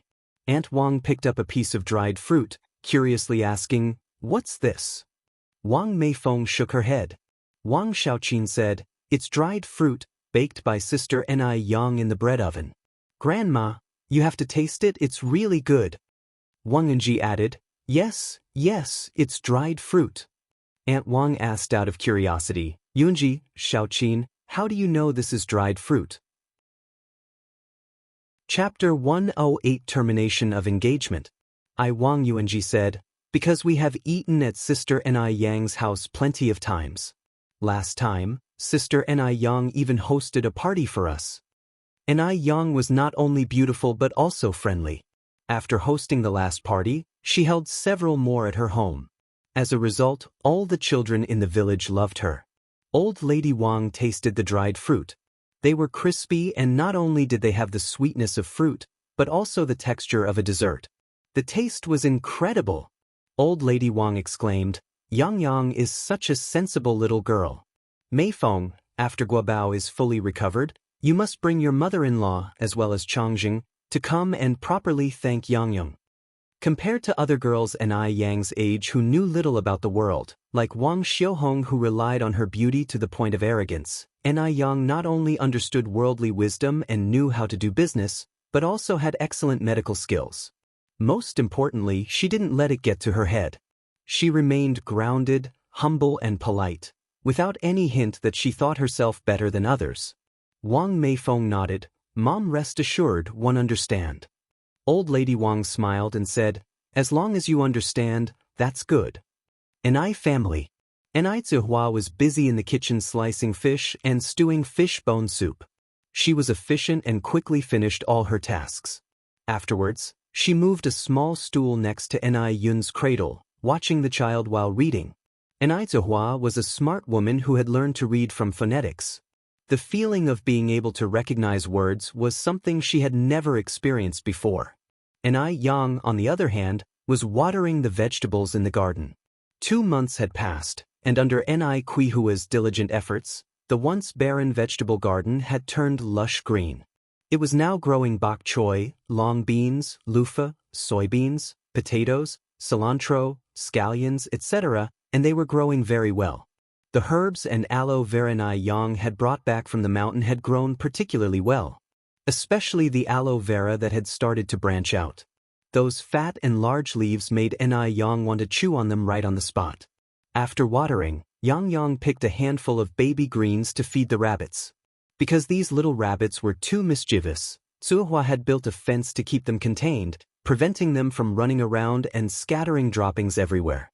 Yang tossed the baby greens into the fence, and the little rabbits immediately started crunching on them. After finishing up at home, Yang took a bucket to the river to check the traps. As soon as she arrived at the river, she met a tall, slender figure with handsome features hidden in the light. Yang. Seeing who it was, Yang was momentarily stunned, then said, Big brother Mo. Yang, you've come to check the traps again today? Mo Chishan naturally took the bucket from Yang's hands, then continued, It rained last night, and the river has risen. It's not suitable for you to go down, let me do it. Yang turned to look at the river. Indeed, the river had significantly risen, at least 50 to 60 centimeters above where she normally placed her traps. As it was summer and Yang was a girl, getting her top wet would not only look improper but could also cause a stir in the village. It must be said that Mo Kishin's arrival was indeed very timely, and his considerations were very thoughtful. Yang looked up at Mo Chishan, then he'll have to trouble you, big brother Mo Chishan smiled and said, There is no trouble at all, helping others is a virtue. Then be careful, big brother Mo. Yang shouted. Hearing her call him big brother Mo was sweeter to Mo Chishan than any honey. How could a little girl's words be so pleasant to hear? He was truly lucky to have met such a treasure of a girl. Don't worry, Mo Chishan patted his chest. Your big brother Mo is a good swimmer. Having said that, Mo Chishan walked towards the river with the bucket. Because he had helped Yang retrieve her traps once before, Mo Chishan was able to find the exact location accurately today. Mo Chishan was tall and had long legs, so the water only reached a bit above his waist, but for Yang, it would probably reach her chest. Soon, Mo Chishan retrieved the traps and walked back with a bucket full of fish. Today's haul was pretty good. Not only were there crucian carp, but also 3 big grass carps. Chapter 109 Termination of Engagement. Yang reached out for the bucket. Thanks, brother Mo. No need for formalities. Mo Chishan didn't hand the bucket directly to Yang, but said, This bucket of fish is quite heavy, let me take it home for you. The fragmented remains of fish, along with shells and other things, weighed at least 15 to 20 kilograms. With him around, how could she, a young girl, be asked to do such heavy labor? Yang smiled and said, No need, I can handle it. It's all right. Mo Chishan stepped ahead, saying, I consider it physical exercise. Mo Chishan, tall and striding, soon left Yang behind. Having no choice, Ni Yang quickened her pace to catch up. As she walked with Mo Qishan, they chatted idly. Brother Mo, is your injury healing? She was most likely referring to the bite mark she had left on his collarbone last time. Mo Qishan's face inexplicably turned red. It's fine now. Have you been to the hospital? Ni Yang asked further. Mo Qishan replied, yes, I have. The doctor said it's nothing serious. Upon hearing this, Ni Yang was relieved. That's good. Ni Yang initially thought Mo Qishan would accompany her all the way home. Unexpectedly, just before they turned the corner to her house, Mo Qishan stopped, placed the bucket on the ground, and said, Yang, I want go inside. I'm heading off first. After all, during this time, social conduct between men and women was strictly monitored. He and Ni Yang were not real cousins, and he did not want to cause unnecessary trouble for her. Now it was daytime, unlike during that past night. Ni Yang was surprised at his sensitivity, smiling, wait for me here for a moment. Not only was Ni Yang pretty, but her teeth were also especially white when she smiled. Like rows of neatly arranged tiny pearls, they were brilliant and eye-catching. Mo Qishan was mesmerized looking at her. In a short while, Ni Yang returned with a run. But this time, Ni Yang held a bag made of oily paper. She stuffed the oily paper bag into Mo Qishan's hands. This has some dried fruit that I made. You can try them, brother Mo. Last time it was bread, now it was dried fruit. Was this young girl subconsciously considering him as a servant to serve him snacks? Thank you. Mo Qishan continued, you should go home, Yang. You don't want anyone to see us and get the wrong idea. Ni Yang nodded and turned towards her home. Mo Qishan also started walking toward the river, whistling along the way. Upon returning home, Ni Yang began preparations for dinner. What to cook for tonight's meal? Ni Yang pondered, chin in hand, and her eyes landed on the 2 cucumbers and a bunch of cilantro in her basket. Suddenly, she had an idea. She could make cold skin noodles for dinner. Not wasting any time, Ni Yang began kneading and washing the flour. Making cold skin noodles was neither too simple nor too complex. The main difficulty lay in washing the flour, where she had to wash a whole dough ball in water until it turned into a small ball of gluten. The washed dough water, after settling, could be used for steaming. Cold skin noodles originated from the northwest and were quite rare in Beijing at that time. Seeing Ni Yang washing dough, Ni Zuihua curiously asked, Yang, what are you making? Ni Yang explained, I'm washing dough to make cold skin noodles. Cold skin noodles? Ni Zuihua continued, can we eat them? Yes. Ni Yang nodded. Ni Zuihua then asked, Yang, can one help with something? Ni Yang replied, how about you slice the cucumbers and cut the cilantro and spring onions into segments, then crush some garlic. All right. Ni Zuihua straightaway started washing the vegetables efficiently. The mother-daughter duo cooperated superbly, and as soon as Ni Yang finished washing the dough, Ni Zuihua had already chopped all the ingredients. So, Ni Zuihua started the fire under the stove, while Ni Yang took her place by the pot to steam the noodles. Cold skin noodles were very filling and were great for the spleen and appetite when eaten in the summer, so Ni Yang prepared a few extra plates for Granny Mo's breakfast the next day. Before long, the cold skin noodles were ready. Ni Yang sliced the cold skin noodles and put them in a large bowl, added spring onions, cilantro, minced garlic, cucumber strips, and finally poured sesame oil, vinegar, and chili on top. The enticing aroma wafted even before she started mixing everything. Worried that the cold skin noodles alone wouldn't fill their stomachs, Ni Yang also boiled 6 tea eggs with the eggs Yang Guobao had brought. Except for the tea leaves, Ni Yang mixed all the marinades herself. In no time, the delicious aroma filled the entire courtyard. Chapter 110 Termination of Engagement Carrot. After boiling the tea eggs, Ni Yang halved them and arranged them on a porcelain white plate. They were garnished with a few slices of tomatoes, providing a pleasing feast for the eyes which was delightfully ceremonial. Additionally, Ni Yang stir-fried 2 small dishes beneficial for beauty and nourishment. Ni Zuihua served all the dishes onto the table, waiting for Ni Qinggui to return and start the meal.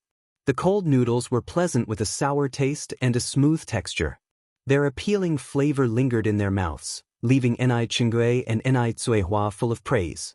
The three of them cleaned out all the dishes, leaving only 2 eggs behind. Seeing the popularity of her cold noodles, Ni Yang had a new idea in mind. However, this idea could only be implemented after buying a shop. After finishing the meal, Ni Yang went into the kitchen to make sour plum soup. As the weather was hot, this soup was extremely popular. It often sold out before the pickled vegetable noodles each morning, hence Ni Yang decided to brew more sour plum soup to take along.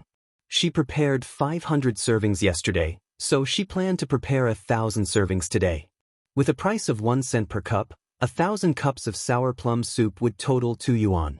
In this way, she would be another step closer to her plan of buying a shop. With this in mind, Ni Yang was filled with a renewed vigor. She reckoned she could endure being a bit tired, as good days are always made out of tough ones. The next day, Mo family's house. Because the Zhao family had promised to visit today, old lady Mo woke up early.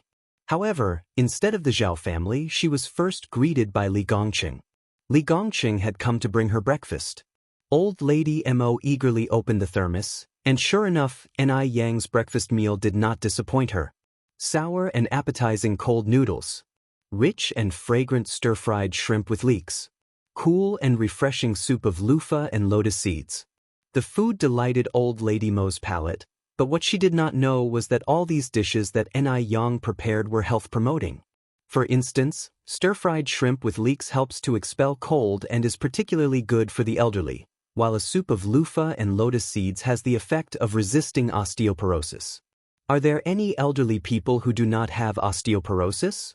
While she was unaware of these health benefits, old lady Mo could clearly feel that ever since she started eating the meals prepared by Ni Yang, her health improved day by day. It needs to be noted that she was in a condition where she would pant after taking 2 steps. There was no need to guess. This was definitely because the dishes by Boss Xiaoni tasted good. So, at present, old lady Mo is completely satisfied with Boss Xiaoni. Xiaoli, wait a moment. Old lady Mo called out to Li Gongqing, who was about to leave. Old lady, do you have any other instructions? Li Gongqing turned his head towards her. Old lady Mo then asked, Xiaoli, how old is Boss Xiaoni this year? Are they a boy or girl? Are they married? Boss Xiaoni saved her life once, so she wanted to prepare a gift to thank Boss Xiaoni. Li Gongqing replied, Boss Xiaoni is a 17-year-old girl, and she's not married yet. 17 years old? Is she still a young girl? Old lady Mo was extremely astonished. It never occurred to her that such delicious food came from a 17-year-old girl. She originally thought that even if Boss Xiaoni was young, she must be at least in her 30s. This was truly unexpected. Xiaoli, you aren't playing tricks on me, are you? Li Gongqing laughed and said, Why would I trick you? Boss Xiaoni is indeed so young. Actually, my initial reaction was the same as yours. Who would believe that a 17-year-old girl could be so skilled in cooking unless they witnessed it themselves? Old lady Mo suppressed her amazement, nodded her head and made up her mind, Okay, I've got it. You may return to your work. All right, old lady. Li Gongqing bent his waist slightly and turned to leave. As old lady Mo was getting ready to eat, Mo Fuhai, dressed smartly, came down from upstairs. Old man, come here. Old lady Mo waved her hand at him. What's up? You seem secretive. Mo Fuhai walked over. Old lady Mo laughed. It's rare that you're up early. Come, let's have breakfast together. Xiaoli just brought it over. It's still warm. Although Mo Fuhai initially had little appetite, after seeing the appealing appearance of the food and its mouth-watering aroma, he quietly withdrew his impending refusal. He picked up his bowl and chopsticks, and joined old lady Mo in a hearty meal. As expected, the taste didn't disappoint him.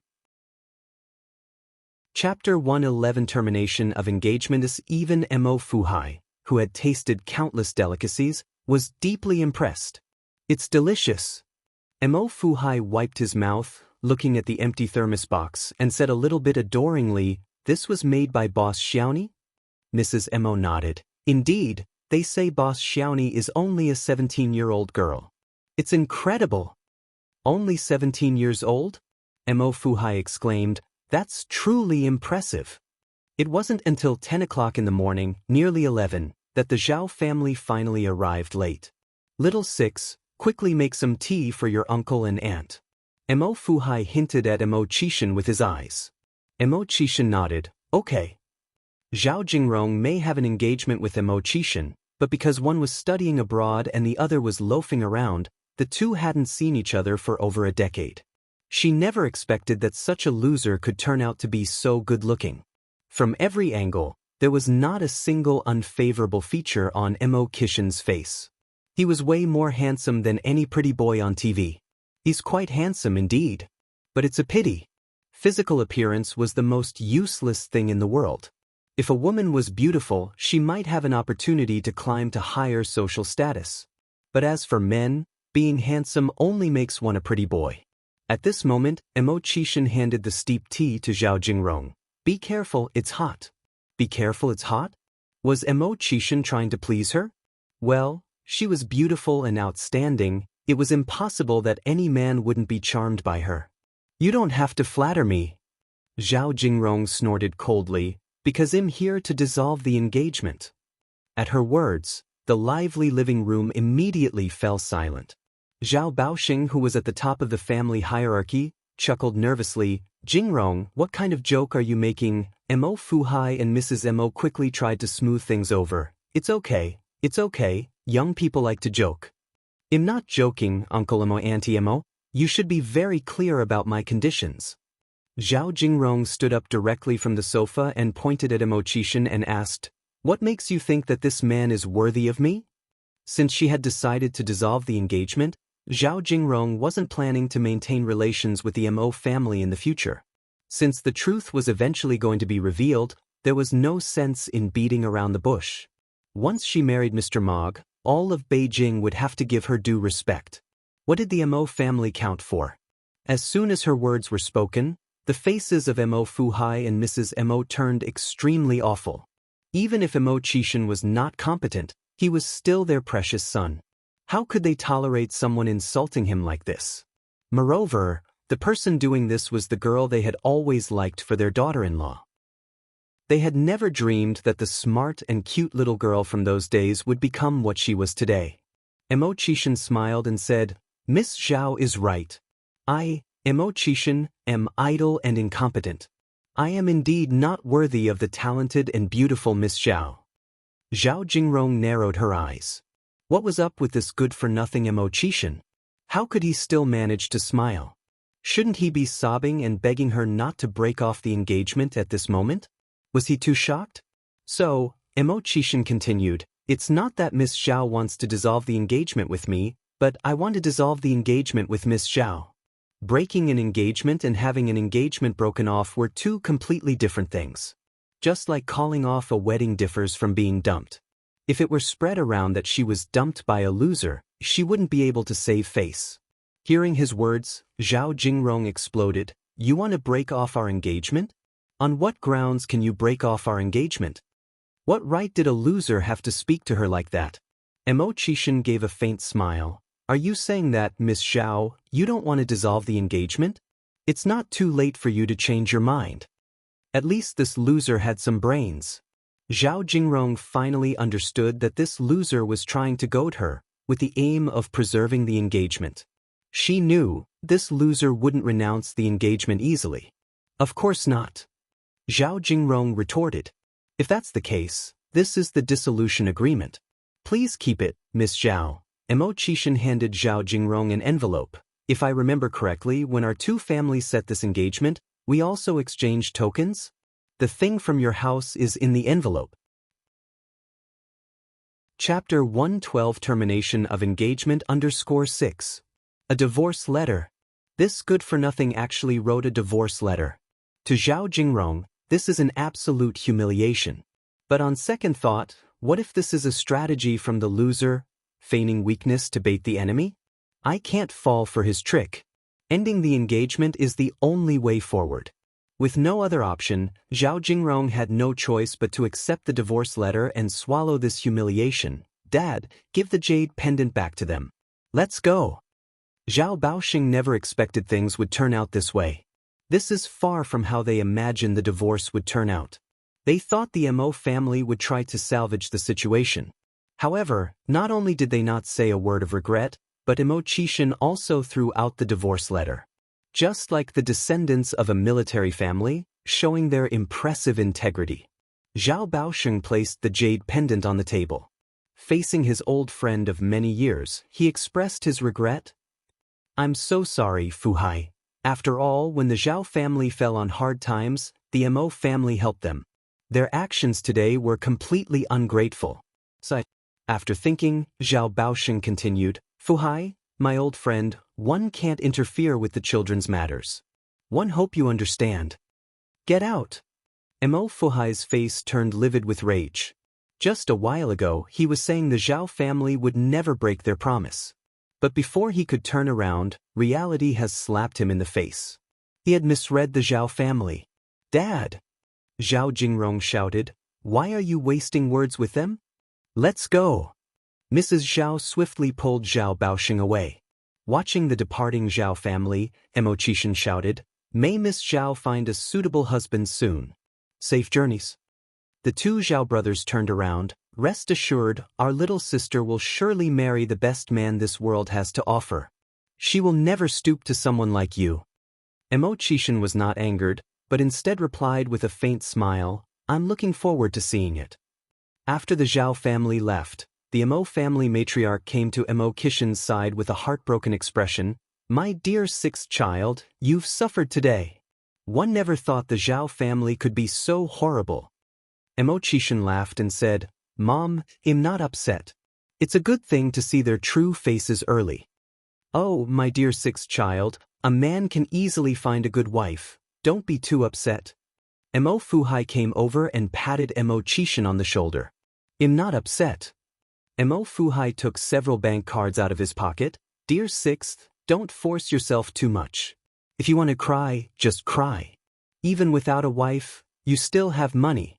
As long as you have money, what kind of woman cannot be found? Mo Qixin helplessly said, Mom and Dad, I'm really not upset, and one don't want to cry. One also don't need these cards. I have money now, so you don't have to worry about me. He was really not upset, and he truly had money. Why wouldn't his parents believe him? Just keep it. Mo Fu Hai patted Mo Qixin's shoulder. We are both men, I understand you. Mo Qixin thought to himself. No, you don't understand. Mo Fu Hai continued, you're always saying that you have money. If I may ask, where does your money come from? I earned it, Mo Qixin replied. Mo Fu Hai persisted, how did you earn it? Mo Qixin hesitated slightly, this is classified information. I can't tell you for now.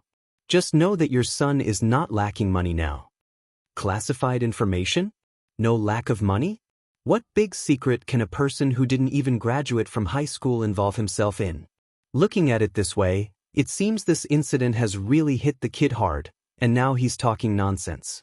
Thinking of this, Mo Fu Hai's eyes filled with worry again. Sixth, you can go wherever you want to go during this period. Don't worry, your mom and I won't push you, nor blame you. But remember my words, never ever consider any drastic actions. Mo Qixin was almost amused by what Mo Fu Hai said. Dad, where are your thoughts going? I truly am not the least bit heartbroken. Mo Fu Hai thought to himself not to upset his son any further, so he nodded in agreement. All right. One believe you. You're not heartbroken or sad at all, but you have to accept this money. Otherwise, I won't be at ease.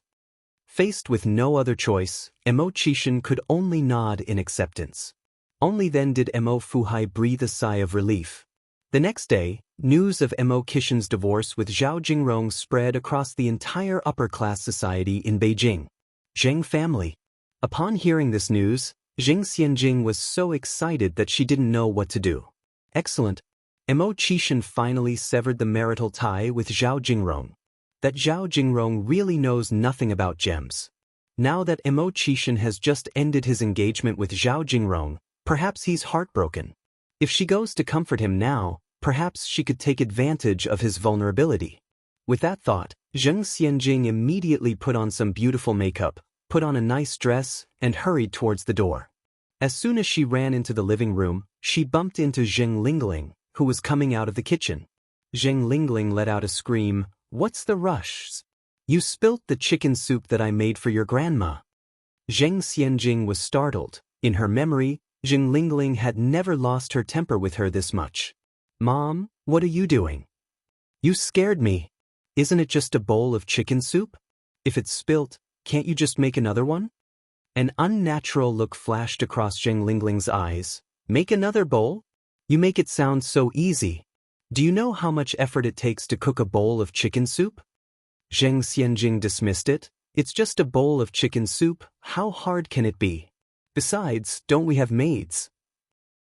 Lingling looked at the soup and shattered pieces on the floor, her eyes full of heartache. "Your grandma hasn't been feeling well lately. Do you know how much tonic I put in this chicken soup? And you just wasted it all." Zheng Xianjing dismissed it. "Mom, when did you become so thrifty? It's just some tonic and a bowl of chicken soup. Is it really worth it?" Zheng Lingling subtly changed the topic. "Xianjing, where are you rushing off to?" Zheng Xianjing remembered her mission, turning to run out of the door. "Mom, I can't talk now, one have to go."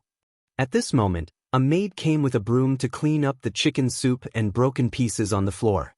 Zheng Lingling said, "Mrs. Wu, leave this to me, you go do your other tasks." Zheng Lingling always treated the maids kindly, so Mrs. Wu didn't think much of it and handed the broom to her.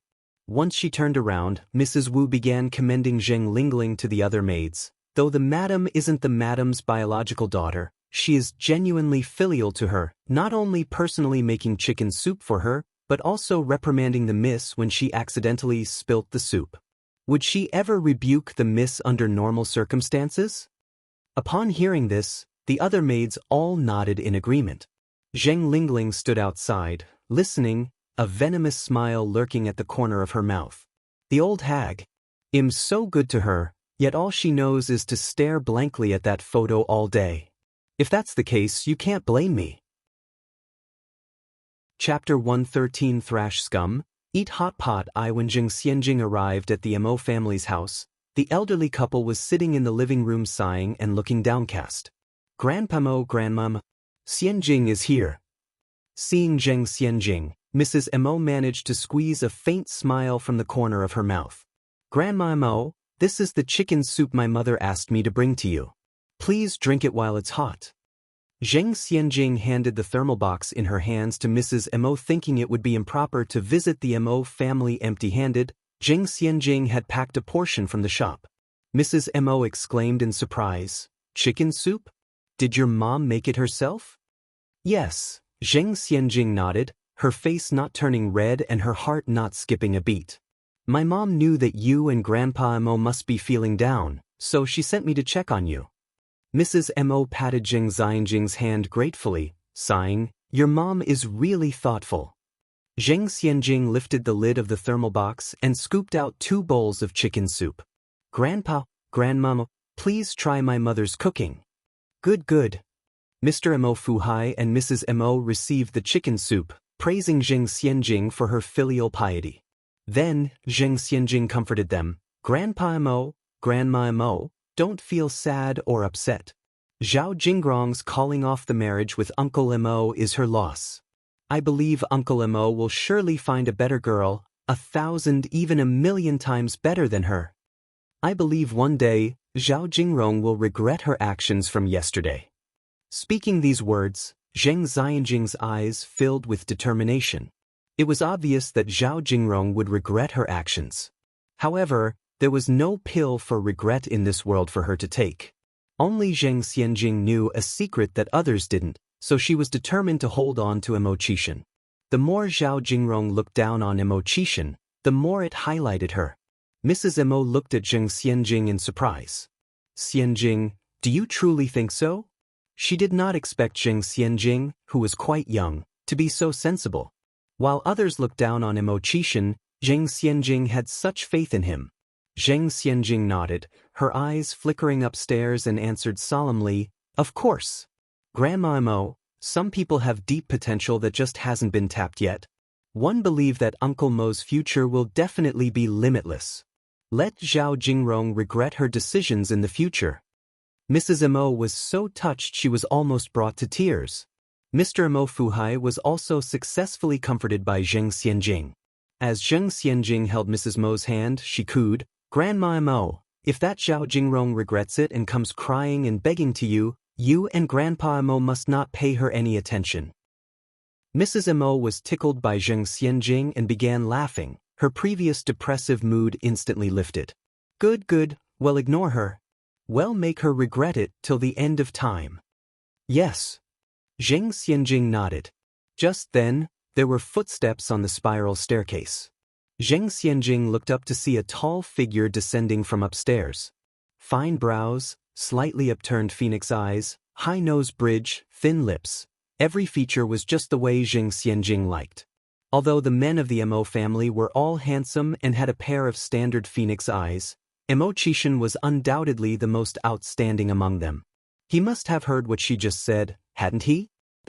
He must have heard it. Perhaps Mo Qishan had started to see her in a new light. Zheng Xianjing suppressed the excitement in her heart, stood up politely and greeted, "Uncle Mo." Mo Qishan gave a light nod and casually put on his suit jacket. "Mom, Dad, I have a bit of an urgent matter to attend to and may not be able to come back home for a while." "Alt? Leaving again?" Mrs. Mo stood up reluctantly. Mr. Mo Fuhai also stood up immediately. Mo Qishan nodded. Mrs. Mo continued, "When will you be back this time?" Mo Qishan checked his watch. "I'm not sure about the exact time, but don't worry, I'll definitely be back before the end of the year." It was clear their son just had his marriage engagement broken, and now he was leaving again. Anyone could see what was happening, and the more Mrs. Mo thought about it, the more she felt sorry for him, tears trickling from her eyes. "Mom, why are you crying?" Mo Qishan comforted her by patting her back. "It's just a short trip for me, not that I'm not coming back." Mr. Mo Fuhai tightened his face. "All right, stop crying. It isn't a good look." Zheng Xianjing softly comforted, "Grandma Mo, Uncle Mo is going to do something important, you don't need to worry." Chapter 114 Bullying Trash, Eating Hot Pot _2. Zheng Xianjing's words were clearly ingratiating. Mo Qishan glanced up at her. Catching Mo Qishan's gaze, Zheng Xianjing immediately lowered her head shyly. He noticed her. Mo Qishan finally noticed her. Zheng Xianjing's heart pounded like it had been bumped by a little deer. Do something big? What big thing could Mo Qishan do? Although she knew her son couldn't do anything significant, old Lady Mo felt somewhat comforted. Holding Mo Qishan's hand, she said, "My sixth son, promise your mother not to do anything foolish. Be good, understand?" Mo Qishan nodded and wiped away his mother's tears. He smiled and said, "I know, Mom. Don't worry, one will definitely take good care of myself." For some reason, the more old Lady Mo saw Mo Qishan smiling, the more her heart ached. This child was too pitiful. He was still smiling when things were so dire. "Go, don't worry about your mother, I will take care of the house." Mo Fuhai patted Mo Qishan's shoulder. "Dad, 1 a.m. leaving then." Mo Qishan leaned over to hug Mo Fuhai, then turned to leave. Being hugged by his son, Mo Fuhai chuckled and scolded, "This rascal." Zheng Xianjing, watching Mo Qishan's retreating figure, shouted, "Safe travels, Uncle Mo." Mo Qishan's retreating figure was all that responded to Zheng Xianjing's words. But Zheng Xianjing didn't mind. As long as Mo Qishan noticed her, everything else would come slowly. A calculating smile curled at the corners of Zheng Xianjing's mouth. Yen had been doing great business lately. Every day, the noodles and sour plum soup she prepared sold out before 11 a.m. In just 1 week, she had already cleared a profit of 1,900 yuan. When she looked at Sun Chuanxiang, not only did she make no profit, but she even lost the capital. Exactly because of Sun Chengxiang's example, many people who wanted to imitate Yen were hesitant to act. Although selling other stuff might not bring them as much business as Yen, at least they could make some profit, which was better than losing money. Sun Chuanxiang was worrying earnestly. She had originally thought she could easily find the pickled vegetables Yen used, but after combing through all the agricultural markets in Beijing, she couldn't find anything similar. This couldn't go on. His son was waiting for her to pay the school fees. Although Zhu Yonghong's incident had affected her son, the school had said that as long as she paid a penalty of 1,000 yuan and wrote a self-criticism letter, he could return to school. At a time like this, she mustn't hinder her son. The reason Yen could make such delicious sour fish must be because she had some secret recipe.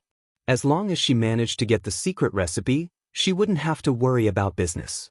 Thinking of this, Sun Chuanxiang formed a plan in her mind. That day, after Yen sold all the noodles, she was preparing to pack up, but then saw Sun Chuanxiang walking over carrying a basket of apples. "Xiaoni, your business has been good these days, hasn't it?" "Yes, it has been good," Yen looked up at her. "What do you need?" Treating every Tom, Dick, and Harry with a smile depends on who's standing in front of you. For someone like Sun Chuanxiang, Yen couldn't even bother to deal with her, let alone smile. Little jerk. Feeling proud, right? Seeing the two large empty buckets, Sun Chuanxiang felt bitter in her heart. But remembering the purpose of her visit, she smiled and said, "Xiaoni, you know, there was a misunderstanding between your nephew Hong Hong and you recently. So, one have come especially to apologize to you. One failed to teach my daughter well. One am sorry, Xiaoni. One hope you won't hold it against me. After all, we all do business on the same street. It isn't good if we clam up, is it?" Yen kept silent and continued to pack up. Seeing her not responding, Sun Chuanxiang continued, "Xiaoni, you will laugh if I tell you this, but actually, my family is really tough. After Hong Hong went inside jail, one have to take care of everything alone, without any help. Now Hong Hong's brother is about to start school, and I can't even pull together the tuition." Halfway through her speech, Sun Chuanxiang started wiping her tears, looking pitiful. "If I weren't really desperate, I wouldn't follow you and learn to make pickled vegetable noodles. One really had no choice. Unfortunately, one am not skilled. The pickled vegetable noodles I make are not as tasty as yours." You're tuning in to the Wandering Hero YouTube channel. Don't forget to subscribe and join us on this journey to catch the most captivating stories.